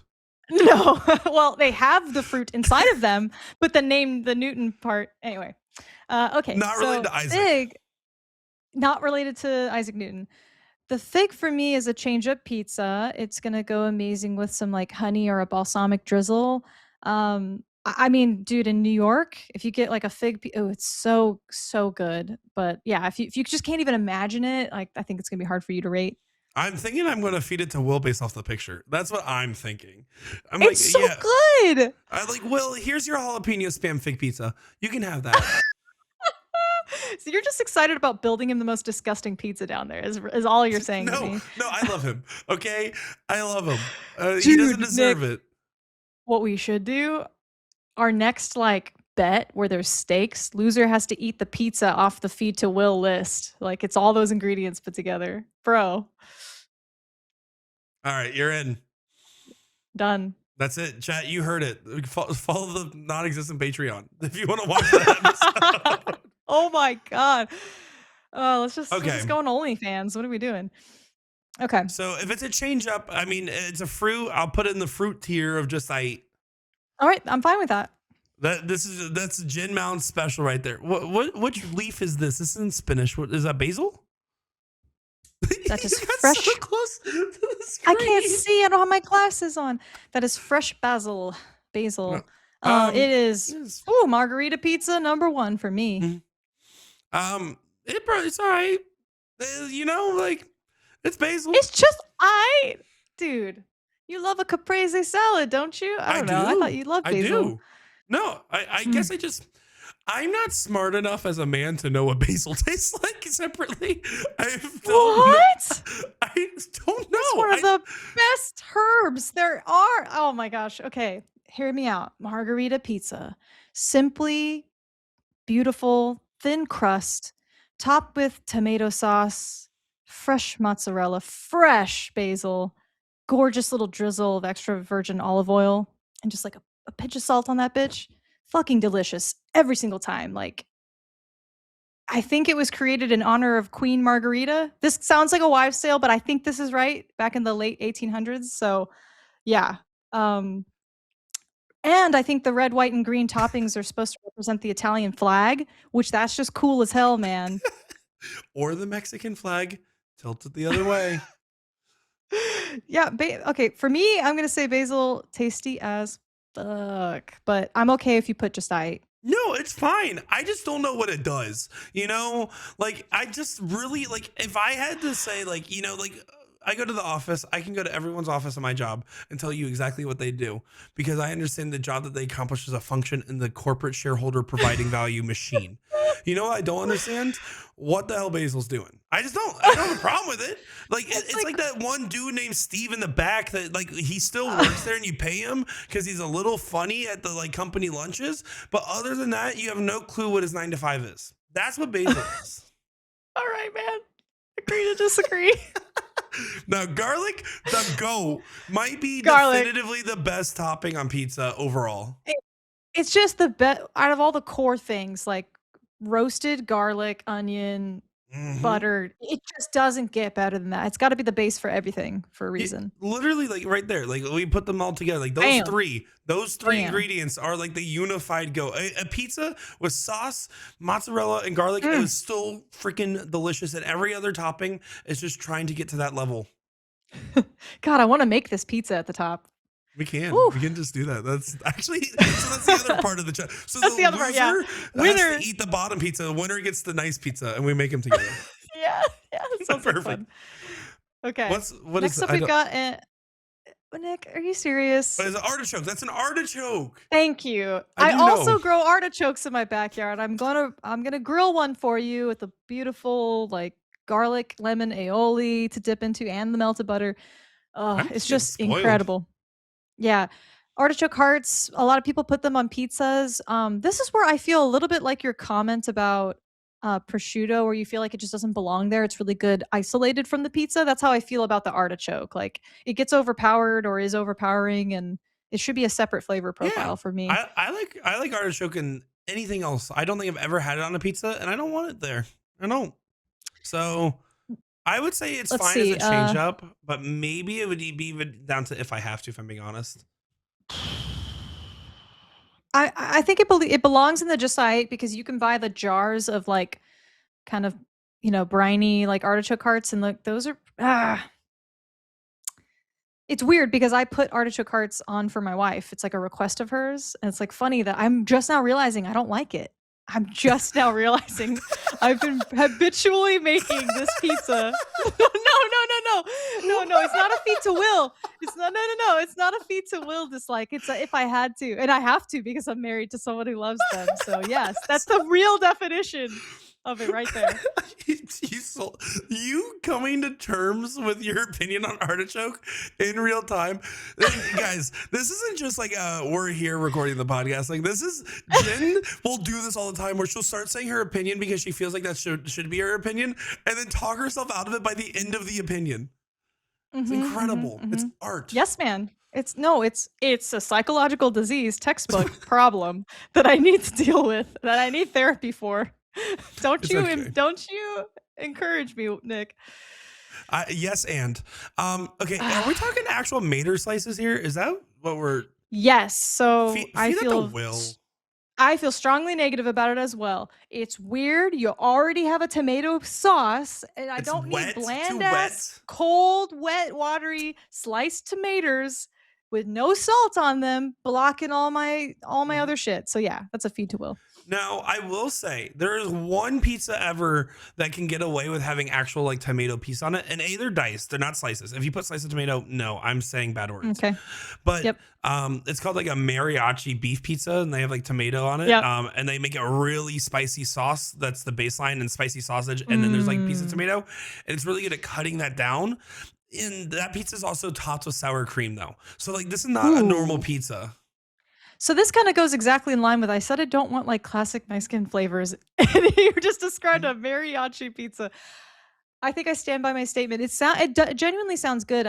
I want that to be in a taco or something. I don't want that to be on a pizza dough. Especially slices, get it out of here. Will's getting a jalapeno tomato spam pizza. Dude, that sounds so gross and terrible. I think I could eat it. I think I could eat that whole pizza if I had to. Oh my God. The whole pizza? You don't just have to eat a slice? The loser has to eat the whole pizza. Nick, I can't eat a whole pizza. What are we doing here, man? I'll make a little one for the little guy. Okay. Because I'm glad we agree you're going to lose whatever the future bet is. We already are there. Damn it. Okay. Next up, we've got beautiful looking Greek olives. I think I meant to put in just black Kalamata olives because that's very superior to like canned normal black olives, but very high up on the list for me. I am an olive girl. How do you feel about it? I never thought I liked olives until the first time I had a Supreme Pizza as an adult, and I was like, "Oh, I just been missing out." And now I realize I like olives. I do think it's in tasty AF. Asterisk though, I really don't like it. Like it's a very strong topping that needs other ingredients around it. If it was a pizza that was served to me with only black olives on it, I would be sad. If I got a Supreme Pizza, I'm like yes, this is literally one of the best types of pizzas there are. Or you could go like the traditional Greek flavor profiles, get some like feta with that Kalamata olive, maybe some arugula of the pepper to like offset the strong flavors going on and the saltiness, and I don't know, maybe toss some bacon on there, something. But anyway, yeah. So I'm with Tasty AF. I'm good with that. All right, I think we agree. Now this is arugula. Is that right? Arugula. I'll be honest. Not that good on pizza. Like I know I've had like a good prosciutto arugula type pizza before. I'll be honest, it just adds extra work. It feels like it's giving me a job. Really? I like the peppery finish and the it's a change up ingredient for me. Stronger palate than me. You're like, ooh, the peppery notes and stuff like that. I'm like, meat eats pizza. Meat lover's good. Like we're not built the same, dude. No. Here's the thing. I think I've just tricked myself into thinking I have a sophisticated palate because I've just studied and studied and studied. So I think theoretically I have strong opinions, and then ultimately I realize, oh, I don't even like that flavor profile. Like, at the end of the day, I think I just get excited about the ingredient. So that I don't know, something green. I get It's stoked. like again, on a Yeah. prosciutto pizza, it's I don't think it's Okay, tasty AF. that's fine. It's I. I need to know what your opinion on onions, because I'll be honest, I flip flopped on onions about every other week. Like as an Oh, ingredient I'm in a. pizza, I should say. I do like onions Oh, in okay, okay. general. I think I feel very strongly that I want a sweet red onion on a pizza. I do not want the white onion on it. I want my white onion everywhere else and diced up on a hot dog. But yeah, the red's for burgers and pizza. The white is for hot dogs. The white onions for me, I remember my dad used to bring home Godfather's pizza all the time from the Hess gas station down the road. It's a crazy statement when you say it like that. I can tell you, every single time I ate the onion pizza, it just made me feel so sick. I don't know why. Like I just can't Well, stand some onions on pizzas anymore. some people get heartburn and some people have a hard time digesting it. So that's not your fault. It's just your body, dude. Oh no, war crimes in the bathroom. It was Oh awful, no. but it could have just been Godfather's pizza. But because it was always this like sausage and onion pizza, for Uh me, it goes between like white onions. Either if I have to feed to Will territory, like I really don't like that as a pizza topping. I agree. I don't think it should be a pizza topping. It's just, yeah. Put it down there. Put it in Um, spaghetti and other things. spaghetti pizza topping, yummy. Oh wait, you didn't put? Did you put mac and cheese? Is that the last one in here? Is that mac and Yeah. cheese? Okay, good. That's a thing. People do that. I know. I've been to Yeah. CC's. Dude, Cece's. That is a blast from the past. The $5 buffet, right? Am I remembering this Yeah, right? yeah. I went to Cece's as a kid in Kentucky because we were poor all the time. Oh, wow. That's like, I don't think they've made it to the West Coast. I haven't seen a Cece's in, maybe they have, but I just haven't seen it in No, forever. you guys got old spaghetti factories. What else do you need? Dude, that was the best day ever. That was awesome. No, CC's. I used to work at K Jewelers in a like outdoor shopping plaza, and next to it was a CC's Pizza. And sometimes this is true, chat. I would get out of work, I would leave, I would take an edible. I would then, after locking up my jewelry store, making sure everything's good. I would never ever do that before. I would then take an edible, and I would go to CC's, and I would just see how long I could eat pizza for. Oh my gosh, we've That's how I lived spent my very time. different lives. I spent my time camping and like making memories with people. I'm kidding. I'm kidding. Nick. I'm so kidding. I have no And I'm friends. just over here like, I'm back at CC's. It's okay. Dude, the dessert pizzas weren't bad. I remember No, thinking they were okay. listen. Cece's dessert pizza, the cinnamon apple pizza, delicious. Yep. Like that's Yep. delicious. Their Mhm. cinnamon rolls, I eat for like They were all right for the $5 cover. They were all right. They were now more it's than like all right. over $12. I think it's like up to like $12 to go there. Ooh, Yeah, my childhood I'll have is to go ruined. back. Real quick on CC's, that was the first time I ever had like body dysmorphia of thinking like I just looked at but the opposite. I thought I was this big dude that could take down a pizza to herself, and I would always like get a special pizza made to be brought to the table like an idiot and be like wasteful as a kid because I would look at these like truckers, these like 6'5" like trucker dudes that drove truck, the things that truckers do. And they Six foot just five trucker dude that drove truck. yeah, and All like right, that they makes would just be sense. taking down pizzas, and I remember thinking to God like, why am I a petite little girl? Like this is messed up. I need to be that so that I can like mow down a whole pizza to myself. And to this day, I've only ever eaten a medium whole pizza from Domino's once in my life, and it was the hardest thing I've ever had to do. I one time took $100 to eat 7 Big Macs in one sitting. 7 Big Macs in one sitting, and that was $100 bet. And I had to drink one large drink, and I could have as much water as I wanted, and one large fry. Yeah, Okay, man versus food. Damn, that's yeah. I had like 2 wow. hours though. They gave me time. Like it was Oh, at okay. home. Like it wasn't like at a McDonald's. Like Mr. McDonald did not ask me to do this. It was just like a dumb friend of mine at the time. A guilty pleasure of mine is definitely watching like, food challenge, like dudes and women trying to take down like a whole lot of food, and they have wonderful, insightful like knowledge about food too, and they're kind of reviewing it at the same time. Like those are some of my favorite food reviewers just by happenstance. Yeah, no, I will disassociate on TikTok watching people eat food. A shout out Elizabeth Eats NYC. We love you. Dude, you love Elizabeth Eats NYC. That's the goat. The goat. Collab with us, girl. Please, Sorry. please do. No, we're here. Okay, red onion. We're gonna get through this right here. Red onions. Yes. You're probably gonna put it way higher than I would put this one. Based off what you just told me, because like for me, it's definitely better than white onion, but like it's like if I have to, like I'm not going out of my way to order that on a pizza personally. Yeah, I would put like olives, mushroom, but then there's really no vegetable. Oh, the arugula. Yeah, okay, I'd take arugula over red onion. We can put it in if I had to. That's fine. Are you sure? Because you're right. Sometimes Don't let me mansplain this. No. But here's the thing: is like if you can only have so many ingredients on a pizza, I wouldn't intentionally overcrowd the pizza with onion just because I wanted to. So that's why it's a. Yeah, if I had that to. Top tier, if that pizza had every one of those ingredients, I'd be happy. And if you bring it down to the second tier, I would probably still be okay with it too. You know, I mean, at that point it gets a little crazy, but like those pizzas are fine. And then Some of these other it gets a little crazy.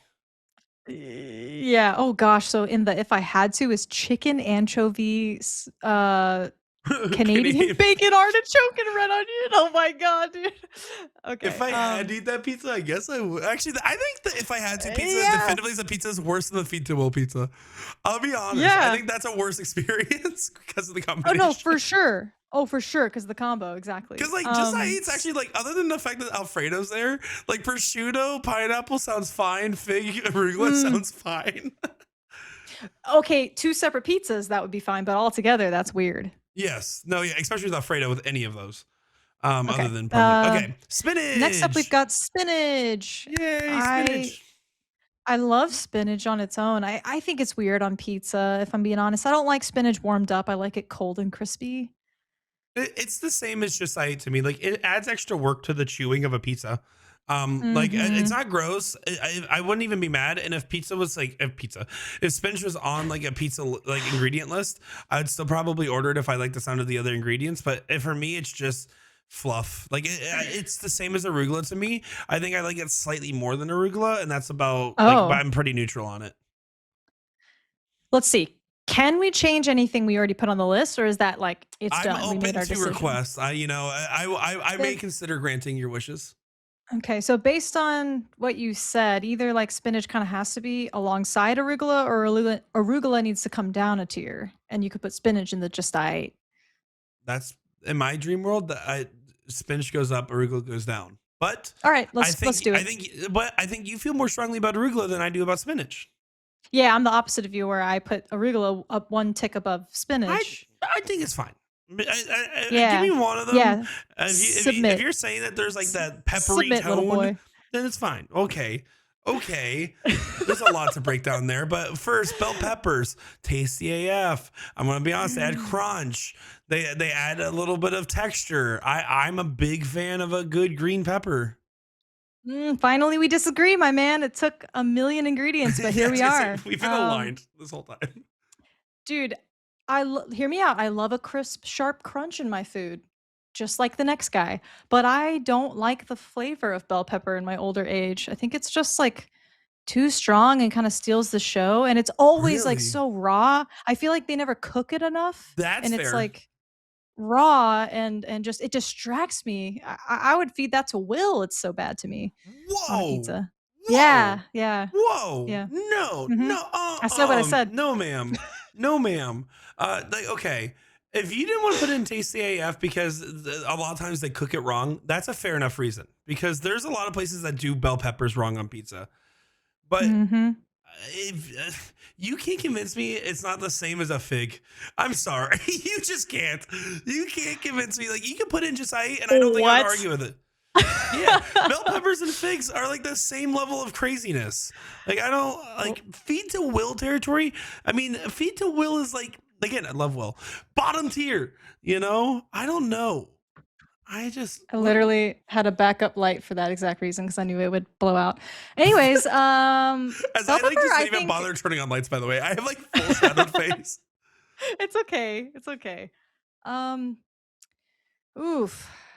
It's a if I had to, then I would go up one tick, but you're in a just I camp if it's not cooked well. Is that how you're All feeling? right, all right, hold on. All right, you can have this, and if I have to, but now we are swapping these two. That That's that fair. that's That's my fair. only way I'm doing that. All right, man. That's Okay, fair. but broccoli we're feeding to Will, right? There's no way you're Dude, going to justify broccoli what on pizza. what's going on there? Like broccoli cheese, I get it, but Brazilians. why? Out of I, all I, the I I'm pretty sure it's Brazilian style pizza that does that. oh, I've seen it and I obviously researched it, but I don't get it, man. That's weird. I hope I'm right. One of my If favorite not, veggies. obrigado. Sorry. We're feeding that to Will. I agree. Yeah, no, great veggie. Terrible on pizza. Ranch. Mhm. Okay. So like, Get let's it like. in me. Get it in me. All day, every day. Don't even call it a dip. I don't want to hear it because if it's not a topping, then what's that barbecue sauce doing there? Tell me that, Nick. I already know what you were gonna say. Okay, Give it to let's slow me. down. Let's slow down for a second. Let's just on the brakes. I like putting ranch on top of my pizza. Mhm. Does that make it a topping? That is my question because it's a condiment on the side, and I wouldn't argue it's a dip because I know no one's dipping their pizza in a bowl of ranch. That's silly. They put it on Well, top, I would do and I that. like pizza. I like ranch on top. You probably would. I like Yeah. ranch on top of my pizza, but I don't think I've ever had a restaurant bring me out ranch covered pizza. I have like a bacon chicken ranch pizza is like a style in New York. Yeah, okay, that's the one Absolutely. exception. That's the It's one. baked in.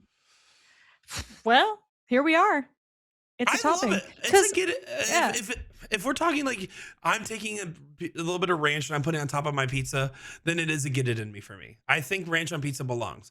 But if we're Yeah. talking like I can't go to a restaurant and order ranch on pizza, like the other than a chicken bacon ranch, which is still not something I'd order because I don't want the chicken. I have eaten it and it's like the best scenario for a chicken to be on pizza. That's But I think fair. it's a get it in me. All I right, think like I'll a put it little out there. to your taste. Add it to your taste, just like salt, and I do put Parmesan. ranch on my pizza, so like that's I'm Mhm. not gonna be the one that hates on you for that. And I'm also a big ketchup on pizza guy personally. Oh my I'm what? just I kidding. thought That's a that was a lie. joke. Total lie. Okay. Total lie. I just don't understand it. I've seen ketchup and mustard. I didn't have the heart to bring in some mustard into this conversation, but what is going on with the ketchup on I pizza? That's believe crazy. it has to be a Kansas thing. That's a Kansas thing, That's right? that's like ketchup on your beautiful steak that you ordered from the steakhouse. Like it's blasphemy, right? Yeah, I don't know. Like I want tomato sauce with my tomato sauce. Is one of the craziest tastes you could have. Like, well, no, but it's not tomato sauce. Like it's like a vinegary, like sweet sugar. There's yeah, so much sugar in ketchup. It's so different than a true, like authentic, like pizza red sauce base. It's just different. yeah. It's weird. Feed it to Will. Yeah, feed it to Will. Um, Also barbecue sauce. Feel the exact same way about it. Yeah, Especially sweet baby rice, but like in general, the exact same yeah. way you described ketchup is how barbecue sauce is on pizza. Even a barbecue chicken pizza. Now, a barbecue chicken flatbread, different story. Completely different Why? story. Because I don't want the tomato sauce being an aspect. And I definitely don't want tomato sauce being replaced by Oh, barbecue sauce. But if you get a flatbread with just a little bit of cheese and you put some like okay. barbecue sauce as like an app, maybe. And again, still not what I'm going to order. Yeah, I think this is another feed it to Will category. Yeah, I'm with that. I also don't like a Western burger. There's just something about a Oh, barbecue disagree there. sauce. I'm not a fan. Something about the barbecue takes me out of it. I like it Yeah, but on barbecued meats. crispy onions, like Yes, little onion Kringles. give me the yeah. I love those without the barbecue sauce. Do it in chipotle aioli instead or something. Like I don't know. Just Ooh, uh, I might be don't onto like something. I don't like the barbecue. I like to dip a Um, chicken nugget in that barbecue, but that's about it. yeah, and even then, that's a change of chicken nugget sauce. If we're being so for real, honey Yeah, mustard because or ranch ranch should be is the the go-to. honey mustard Yeah, ranch with you. yeah, Yep. one of those two. I also okay. Is this specifically Tabasco or hot sauce in general? What It's clarify?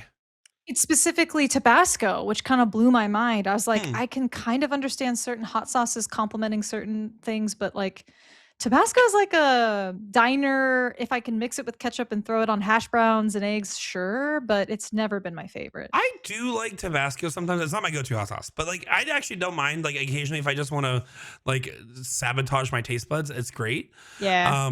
I'll be honest, it's more of a if I had to though.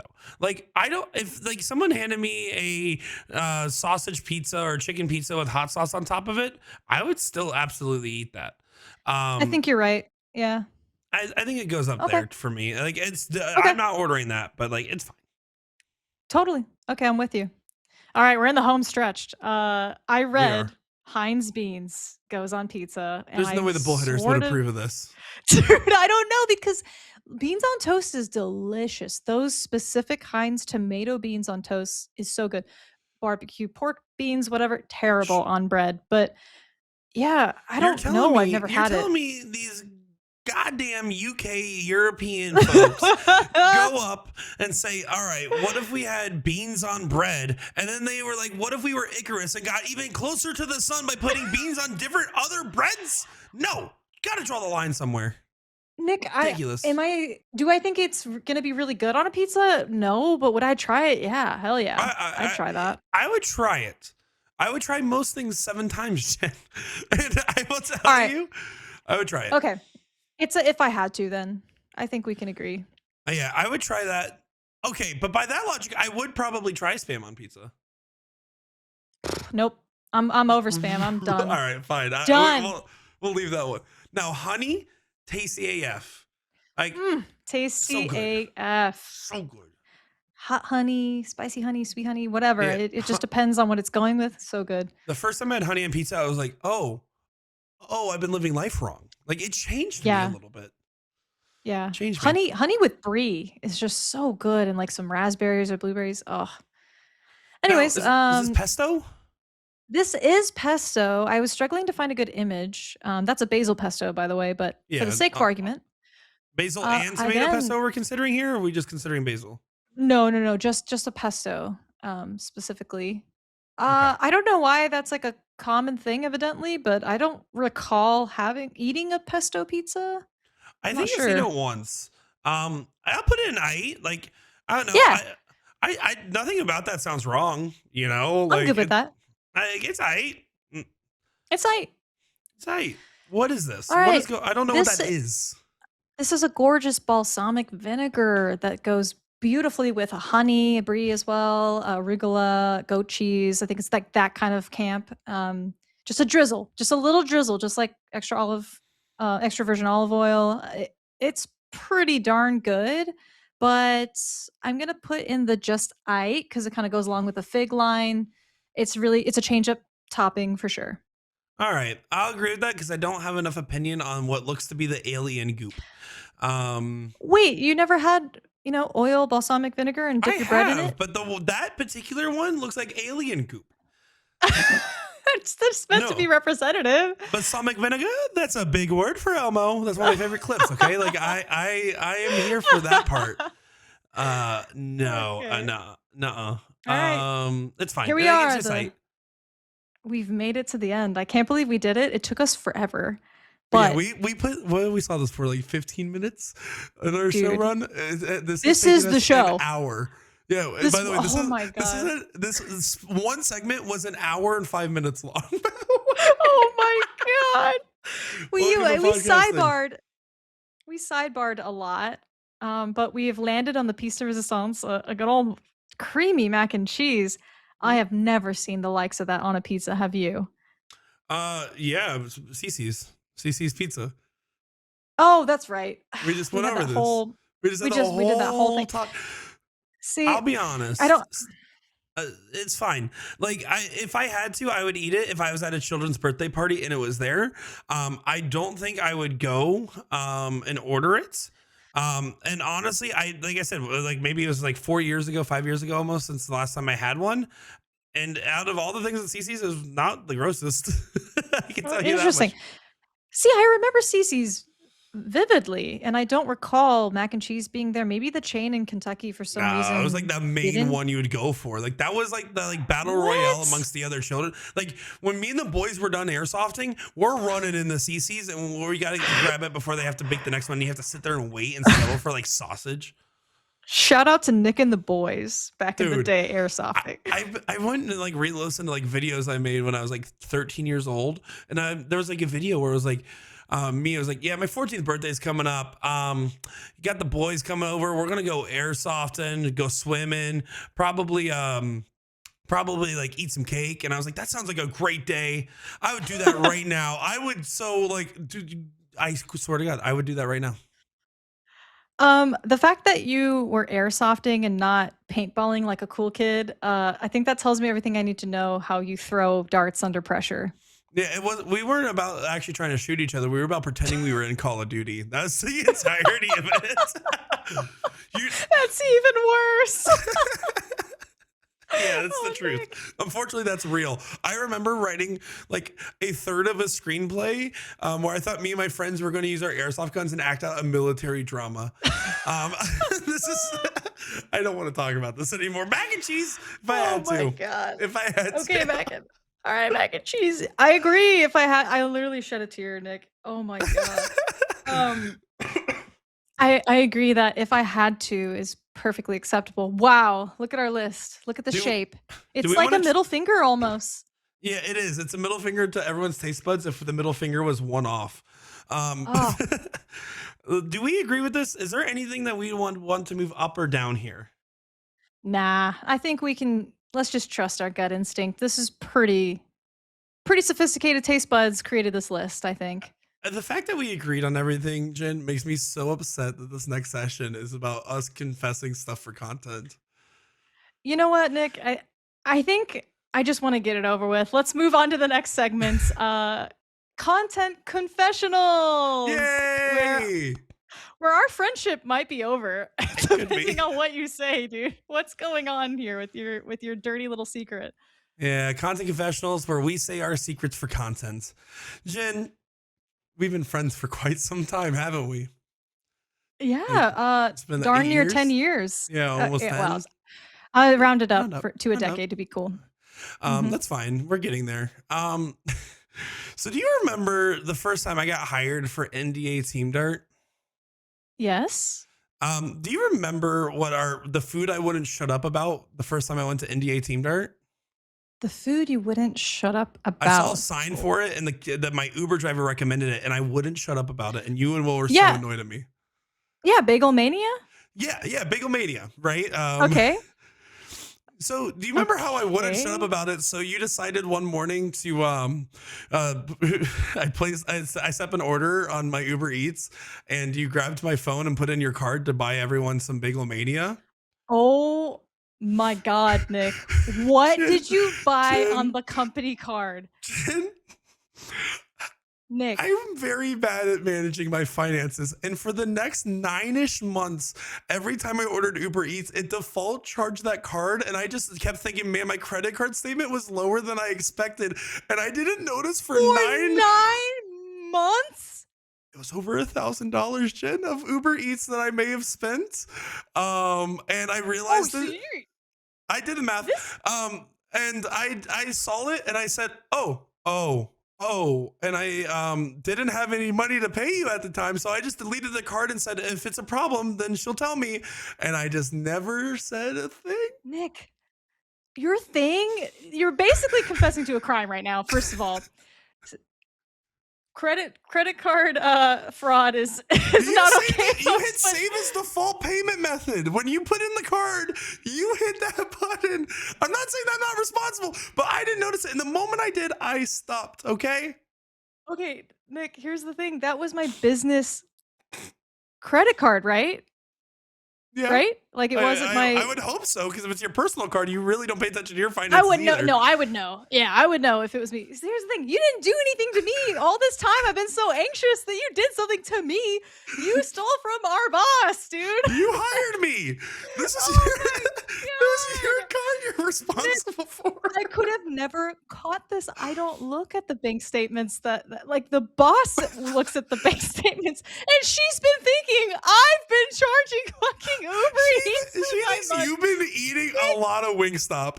Like, Nick, what if she did know for sure and scanned those every month and just didn't say anything to me and just then you thinks can that still order $1,000 more a year than you expect in Uber Eats. I helped you out. oh my, I am genuinely shocked. Like, I didn't know what you were going to say, Nick. I felt terrible. I still do. But honestly, I needed to get this off my shoulders I for so can't believe long. you're Nick, I'm proud of you for admitting to this. I can't believe you're admitting to this. This is crazy. I am about to submit an invoice from the last gig I worked with you guys. Tori, do what you must. I don't think she's gonna watch. No wonder you wanted to save this segment to the end. So just in case anyone was curious what their two queer little friends were up to, they would pop in at first, get bored, and leave, and then not listen to this. Yep, except for when I end up making this a Facebook reel. Dude, I'm genuinely shocked because here's the thing. Now I'm in an ethical conundrum where I don't want to go to my boss and be like, "Hey, have you been thinking all these years that I intentionally ripped off you guys for some fucking Uber Eats, for some Wingstop, me, and you were just like, I don't really want to confront her about it. We like her as an employee. Let's just let that She's slide." just Like, hungry, you know? She's her trying to mortgage is bulk. just really expensive. She's trying to bulk. Nick, we can't because then either you have to pay that back immediately or I learn so or stressed. I don't know what to do. I need to figure this out with you off the air. Jesus Christ, dude. I cannot believe that. I'm really Oh hoping it's not as my- bad as I've Oh, listen. I truly never once paid attention because the credit card I was using at the time, I only just got. I didn't know the last four, nor did it have a name on it. Like I named like my cards, but at the time I didn't. So it didn't have a name. I didn't know. Right. And then one day I realized that like I was broke at this time. This was like when I tried to get into solo content way too early, and I was like, when I did realize, I was like, oh. And I deleted it. And then I was like, should I tell her? And I was like, she'll tell me, right? And then like I just moved on with life. And that was yeah. 3 years ago that I stopped doing it. Oh, like at least 3 years ago now. So like statute of I would have limitations has to be never close. known. So what we would have done if you had come clean right away, I could tell you, is that we would just make you work it off in labor. We wouldn't have made you pay it. You know, like No. I would have been like, hey man, here's some videos to edit. Like put in X amount of hours and we'll call it clean. Handshake So, deal that shit. I just want to let you know, with my mental health at that time, if I had to get to the point where my Wingstop left me to wash dishes at the restaurant, equivocally speaking, I think I would not have been able to make it through those times. Now, fine. You know what, Tori? God, you need a Nick. favor. You know, Kelly, John, Jen, whoever at A to Z needs a favor, I owe you one. Oh my all right. God. Wingstop sponsored by A to Z for 9 months, dude. Well, sometimes it was Taco Bell. Insert A to Z ad to make up for this right now. Yeah, listen, our sponsorship money will take care of this eventually. Anyways, I feel so much better now that I said my confession. I feel Do you so much really? better. Do you understand I feel that? Like, you feel worse. I feel so much worse now that you've confessed. And you fucking knew it too. You knew. I felt terrible. This is how I would react. I feel terrible. And that's why I kept trying to like warn you, like, it's not good. Okay, my turn? Please, I go can't ahead. follow that up. I can't. See, here's the thing. I just had this anxiety, like I mentioned before, that Nick's thing was going to be so bad that no matter what I said, it would not compare to it on an ethical level, nor would it compare to it on a hilarious level. And I was right. 2 for 2. Whatever, all skeletons in my closet don't come close to that. Well, I don't know. Maybe I will say the genuine thing that I'm most guilt-ridden about in my life, because like I came to this podcast prepared to do that because I knew yours was going to be such a baller move. First, let's just get it out of the way that Nick jokingly said happy 40th birthday to me because he's a dick. And like nobody really got that it was a joke. And I was like, wow, that's amazing. Let's see if I do it. If I say it's my 40th birthday, how many people will be like, nah, that's crazy? No one. Absolutely. I'm 34 years old and nobody was like, girl, you're crazy. Everyone was just like, oh, you kind of look like you're in your mid 30s. I'm like, bitch, I am in my mid 30s. That's why I look like that. That's correct. Oh, that was hilarious, dude. Thousands of people here. I have to like look it up. Like thousands of people were exposed to that. Not a one gave me some pushback on it. I mean, there was plenty of people being like, really 40? But no one was just flat out like, you couldn't tell the difference between the people that were just saying that like really 40, like being like fun, haha, like you like, and versus no, actually like really 40, you know? Okay, here Please give us the analytics. numbers here. Give us the analytics on you turning 40. 33,689 fucking people did come into that post and be like, bitch, you're not 40. Not one of you motherfuckers. What the hell? What the hell, guys? I made a little bit of money off that post at least, so I can help with Nick's debt. His $1,000 debt of Uber Eats. Dude, we should start a GoFundMe is what we should do. Guys, we're gonna start a tip jar for the podcast. If you guys want to donate to Nick's debt, donate to the tip jar. A to Z, we'll make it back to you. Because here's the thing, Nick. If we go to Kelly and we're like, hey, boss, this is what happened, but here's the money that he stole from you. Well, they're gonna not think twice about it. No, here's the thing too. We don't even have to worry about providing financial compensation because, I mean, I've been hinting at it all week. My darts release on a couple days here in the beginning of April. So I'll make it back in sales. How about that? That's fair. That is fair. All right, Nicky Poo, we're doing that. All right. Okay. So I'm not 40. I'm not 40 is my first confession. And I didn't mean to do credit card crime. Okay. Oh my God.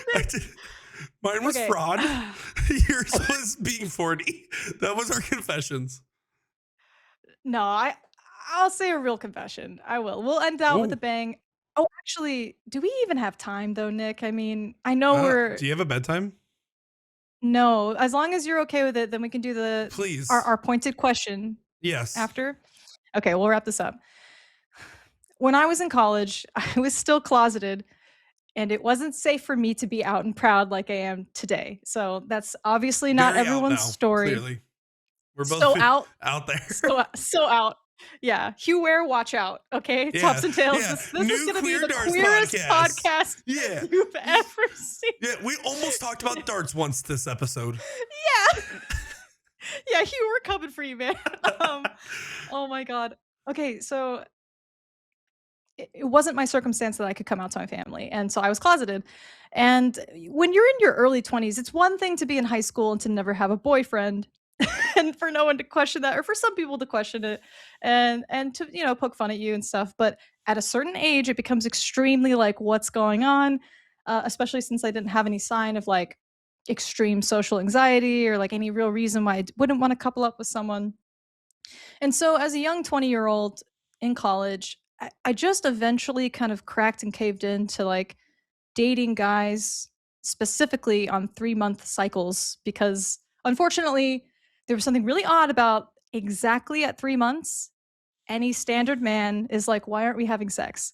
And so we would have to break up and I would start the cycle over again. And it wasn't like I was intentionally looking for anyone, like I needed a beard. Well, someone who didn't know they were a beard is what I feel extraordinary guilty about to this day.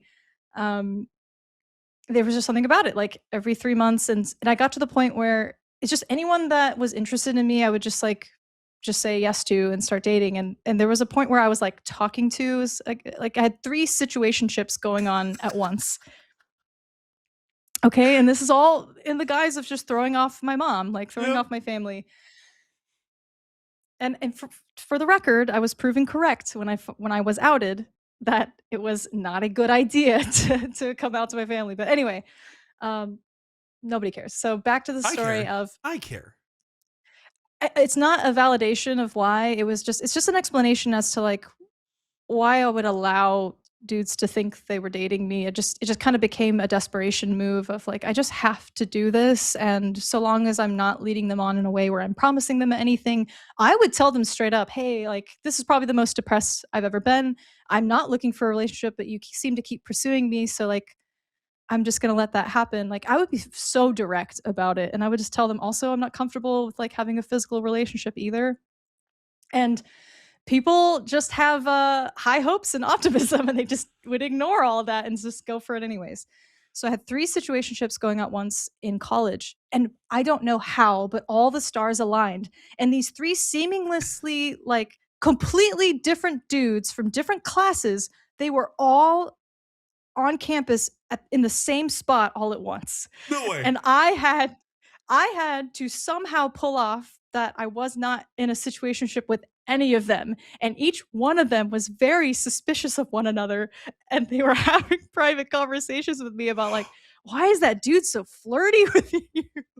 And I No. masterfully gaslit them all into not knowing that I was talking to them all, because you just kind of never know who's going to like lose interest or like get frustrated with me because I'm not sleeping with them or like whatever the case.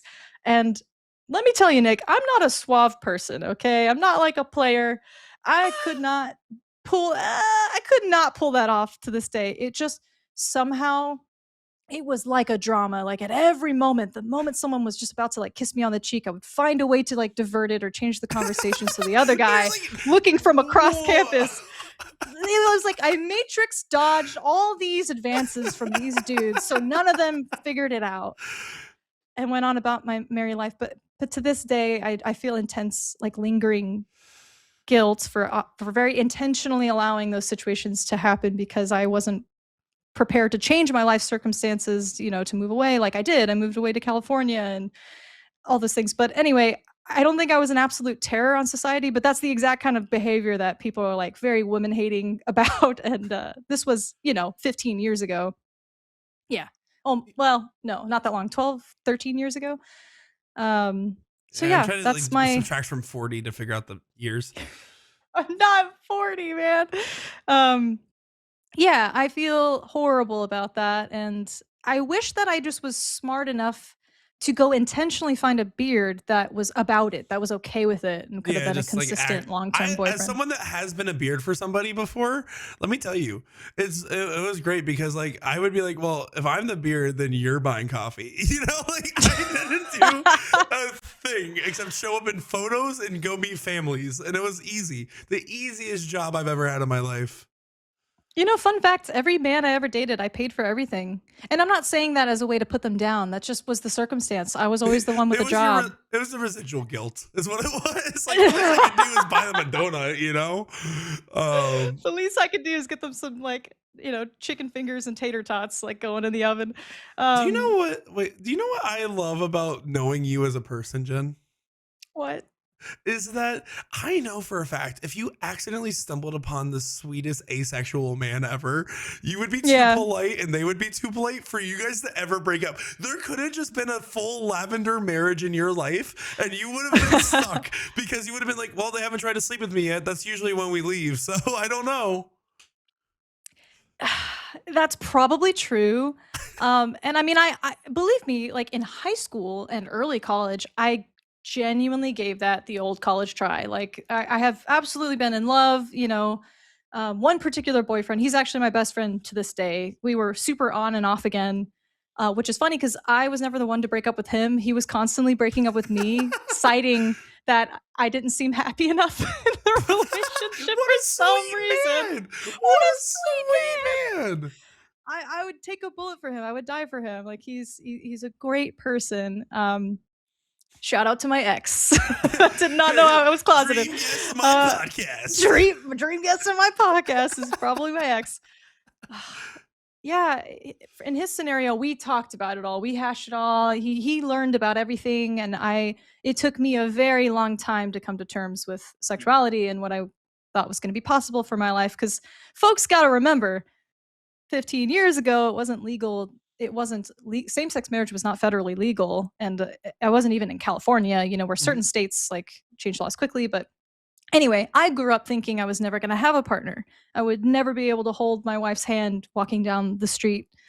Um, it took so much undoing over time to even care to want to be married and have children and live a life. So, long story short, if I can feel vindicated in any way, I look at my past self with a really harsh lens, but that is genuinely my biggest confession I could make. You were just a lost little lamb, though. Like I get what you're saying. Don't get me wrong. Not to downplay your trauma, but like, I mean, you were also a lesson for them as well, which is don't overcommit to someone just because you have a base level component of I'm attracted to them or they're funny enough. Like clearly, they also were settling for a compatibility that was incompatible because the one person that was on and off again could feel the freaking tension, and it was fine. And we loved each other. I actually loved him, so there was no pretending, there was no masking like with him. But he was smart enough to kind of understand. But yeah, I don't put any accountability on their end. They're just young dudes that were desperate to hope that it was going to work. Every dude wishes that some woman would sleep with him. I mean, like they held out hope like crazy. Every dude just sits there and wishes that their Uber Eats magically never charged their bank account. Okay, that's Dude, what I can't believe you. Okay, with that said, Nick, we gotta tackle Darts' greatest question, right? This is the pointed question of episode 1. The pointed question: should darts players drink alcohol while playing, or are we just all coping, Nick?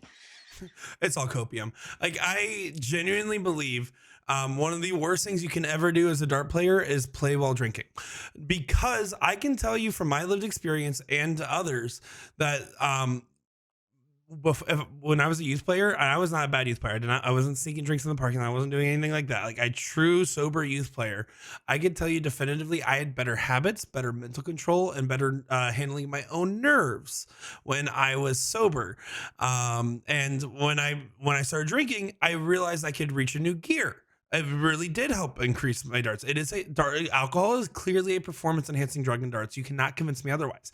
But it's a performance enhancing drug that basically makes you have bigger drawbacks than you would have if you just never did it. And I truly believe that it's one of the worst habits you can get into as a dart player. That's a pretty strong opinion.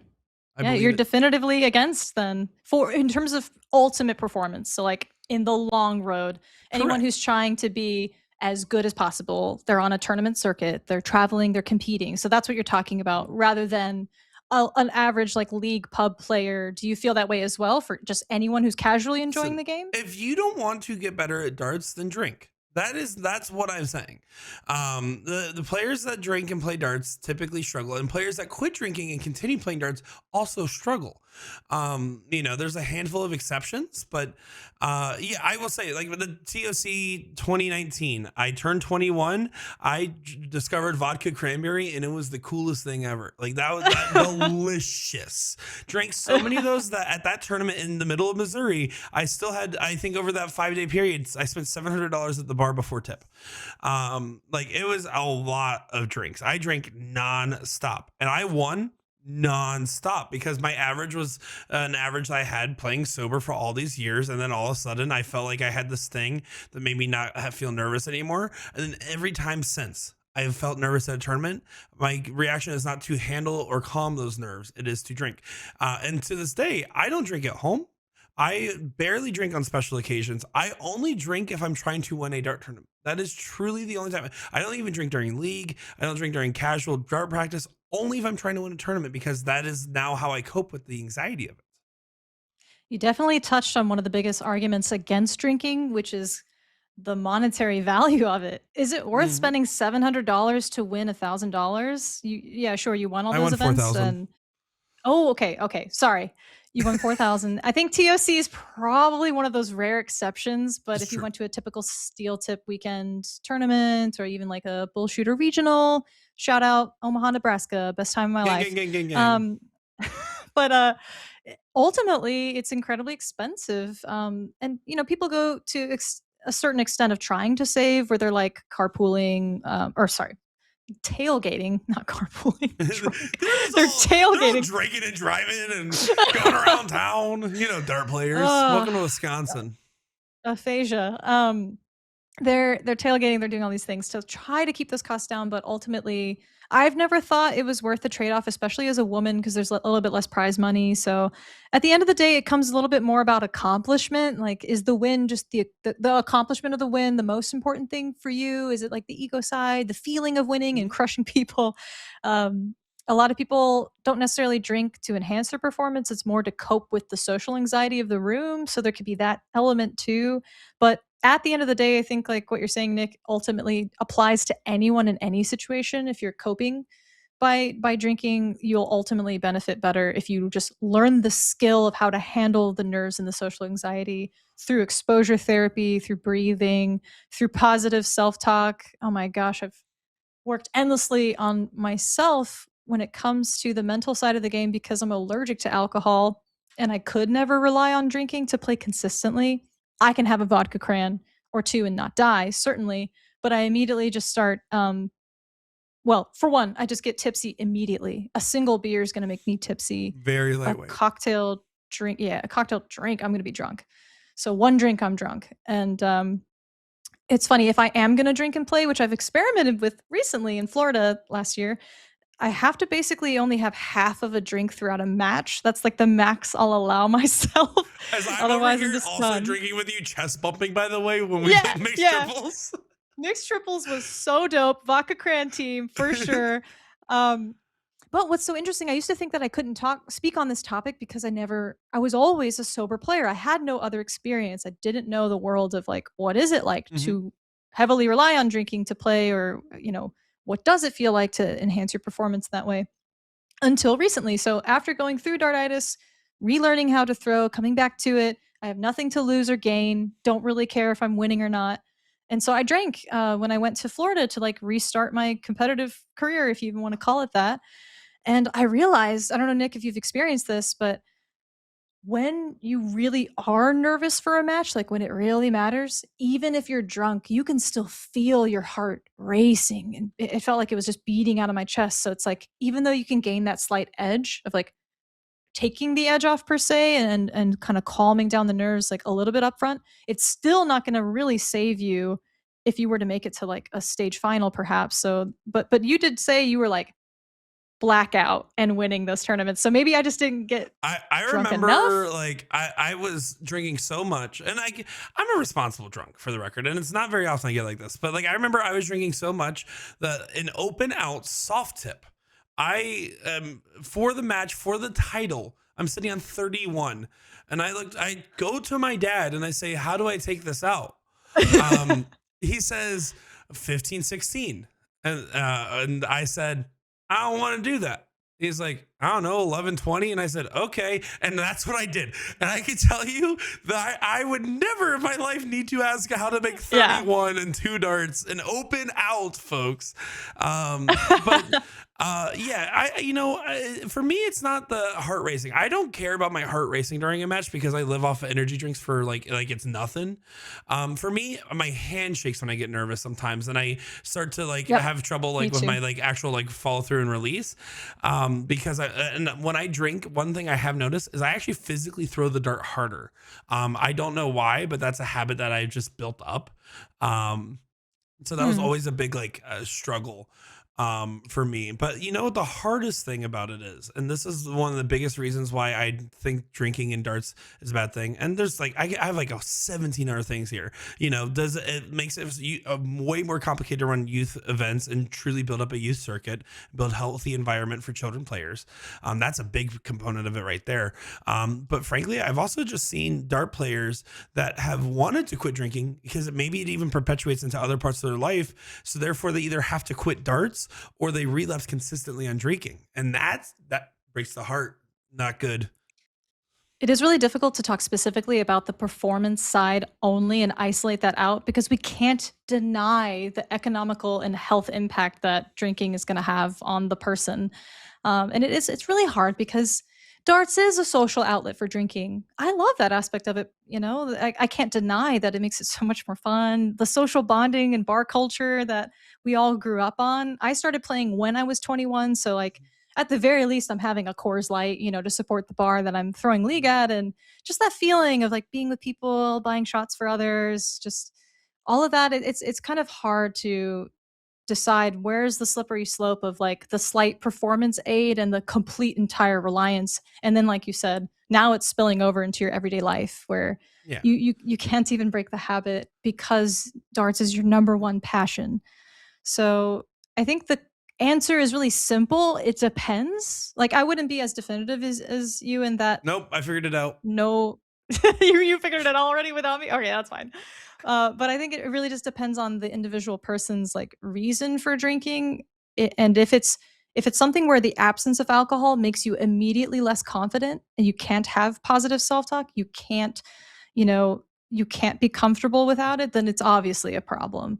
Um, and so many people, they don't attempt to quit long enough to see if they can break through that. It's Yeah. gonna take months. It will not happen overnight. Maybe even You years. will It might take years. It took me years to get over just performance anxiety. There's nothing I can do to stop from like the hand from shaking. Like, Nick, you and I have the same issue there, but I absolutely can positively work on self-talk, not having expectations one way or the other. That's one of the best things of like, I just never think about outcome anymore. Of There are so many techniques of David Fadum actually said something I really liked where he said, everyone always thinks like, oh my God, what if I miss? What if I miss? What if I lose? What if I don't close that number? What if I miss into the five?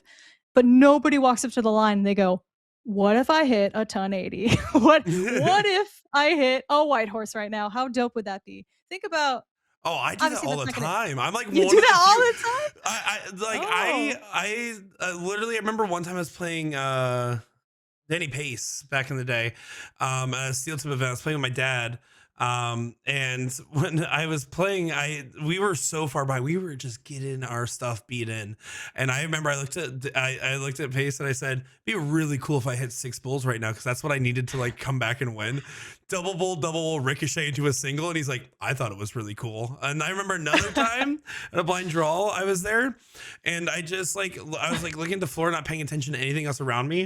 And there was just this dude watching this match named Justin Paget. And he was sitting there watching, and I just said, trip 20, trip 20, trip 20. And I walked up there and I hit that. He's like, you just got to say it. That's it. Yeah. Positive manifesting does work. I am wholeheartedly here for this energy. Yeah, it to me it correlates to like, do I even trust my throwing mechanics? Do I trust that I was well practiced coming into this place? Like, do I have confidence? It's a lot of times it's a really simple answer, and if you go up there assuming you're gonna miss, it's like riding a motorcycle. Like, the first thing they teach you is where you look is where you're gonna go, and it's so much like that. How you think is what's gonna happen a lot of times. If you think about outcome, that outcome is going to happen. You almost can't help it. Like, your vision almost like looks a little bit to the five. Or Mhm. I can't tell you how many times I was going for a hat trick and my eyes kind of like just zoom out and defocus, and I'm looking a little bit past the bowl rather than at the center dot or the very center of the bowl. Uh, just lazy mentality all the time, or negative mentality. There's an infinite amount of things that you need to do to course correct from drinking. So I find it harder to just be like, everyone quit immediately. It's what's better for you. There's a genuine like program that people need to go through as darts players to detox from that and learn what to think when they're sober and how to handle the nerves. It's really difficult. So the answer to today's pointed question is, it's probably fine, but also just don't do it. But also it's probably fine, but really you shouldn't do it. And that's the answer. I think that's the final answer. It has to be, because if you just look at the data, how many truly sober players at the tip top of their game can you name? In America, it's Alex Spellman, Jason Brandon, Jeff Springer Jr. Those are the only three I can think of. Nikki Me, Hinshaw is one of them. For female cool. side. Yeah, it's only a handful. I don't think Paula Murphy drinks, if I'm being honest. I don't think I've ever seen her drink. Yeah. Okay. Yeah, I didn't know that. That's a great shout. I don't know if that's true or not. I guess I assume it's true. I can't recall a time out of all my years of being at Florida tournaments where I've recalled her getting a drink. Yeah. And then when you talk about people that have had so many years of like mentality, like practicing their mentality just as much as their physical game, like Paula's got to be one of those examples of she's so good because she's been not only developed her form and mechanics, she's proven to herself time and time and time again she can hit those exact shots in those exact scenarios and knows every single person she's ever played and has played them many times in the finale. So experience and exposure therapy goes so much further than like a performance enhancer that you're dependent on or reliant on. And then overseas, I can only think like Luke Humphreys, a self-proclaimed sober player. I can't even think of another person. Hopefully Littler was at first. Like legally speaking, not now who knows? though. No, Not now. I don't think he ever was.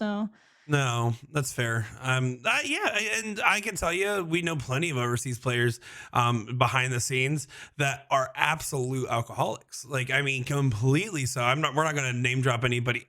It's who you think it is. But it's bad. So if you love your wives and children and husbands, just don't drink. Easy. Look, Nick, I agree with you. I just want to play devil's advocate of it's so unrealistic.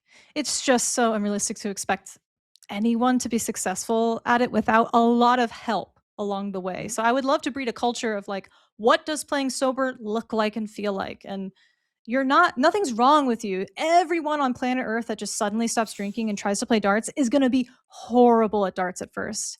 And it's like completely starting over. So my best advice to someone who wants to do it and quit, you have to think of yourself as an entirely new person coming into the sport for the first time.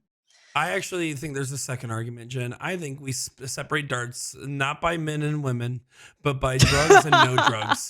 The no drugs league. Those are the two divisions. You have to do breathalyzer and you have to do a drug test before and after every single match. And then there's the drug league where you can drink and take Adderall and do whatever else you need. Okay, like that's true for every sport. There should be a drug Olympics and no drug Olympics. I've always wanted this. I love it, man. Like, Jesus Christ. Well, hey guys, week 1 of the Pointed Questions podcast. We don't do drugs anymore sometimes. This is absolutely a blast. If you guys enjoyed it, we go live every other Tuesday on Jen Mounts Starts and Nick D Does Things. We're on Facebook and YouTube. YouTube, you guys get some extra content, so make sure to go follow both of our pages. The content rotates around. If you miss something, it's maybe because it's on Jen's page or maybe it's on mine. And we're going to have a fun time doing this more. And if you disagree with us, I think that's the point of the podcast. Let us know in the comment section. Yeah, we don't care. We'll probably answer any question. I doubt we'll miss a question. If you want a specific thing to be the pointed question of next episode, let us know. Otherwise, we're just going to do whatever Will Stewart says. So save us, That's please. so dangerous. Oh my God. Why did you say that out? We're making him a pizza already, okay? I live life on the edge, man. I don't know. You've got me in a mood with your confessional. All right, guys. Don't commit credit card fraud. Thanks for watching. Okay, bye.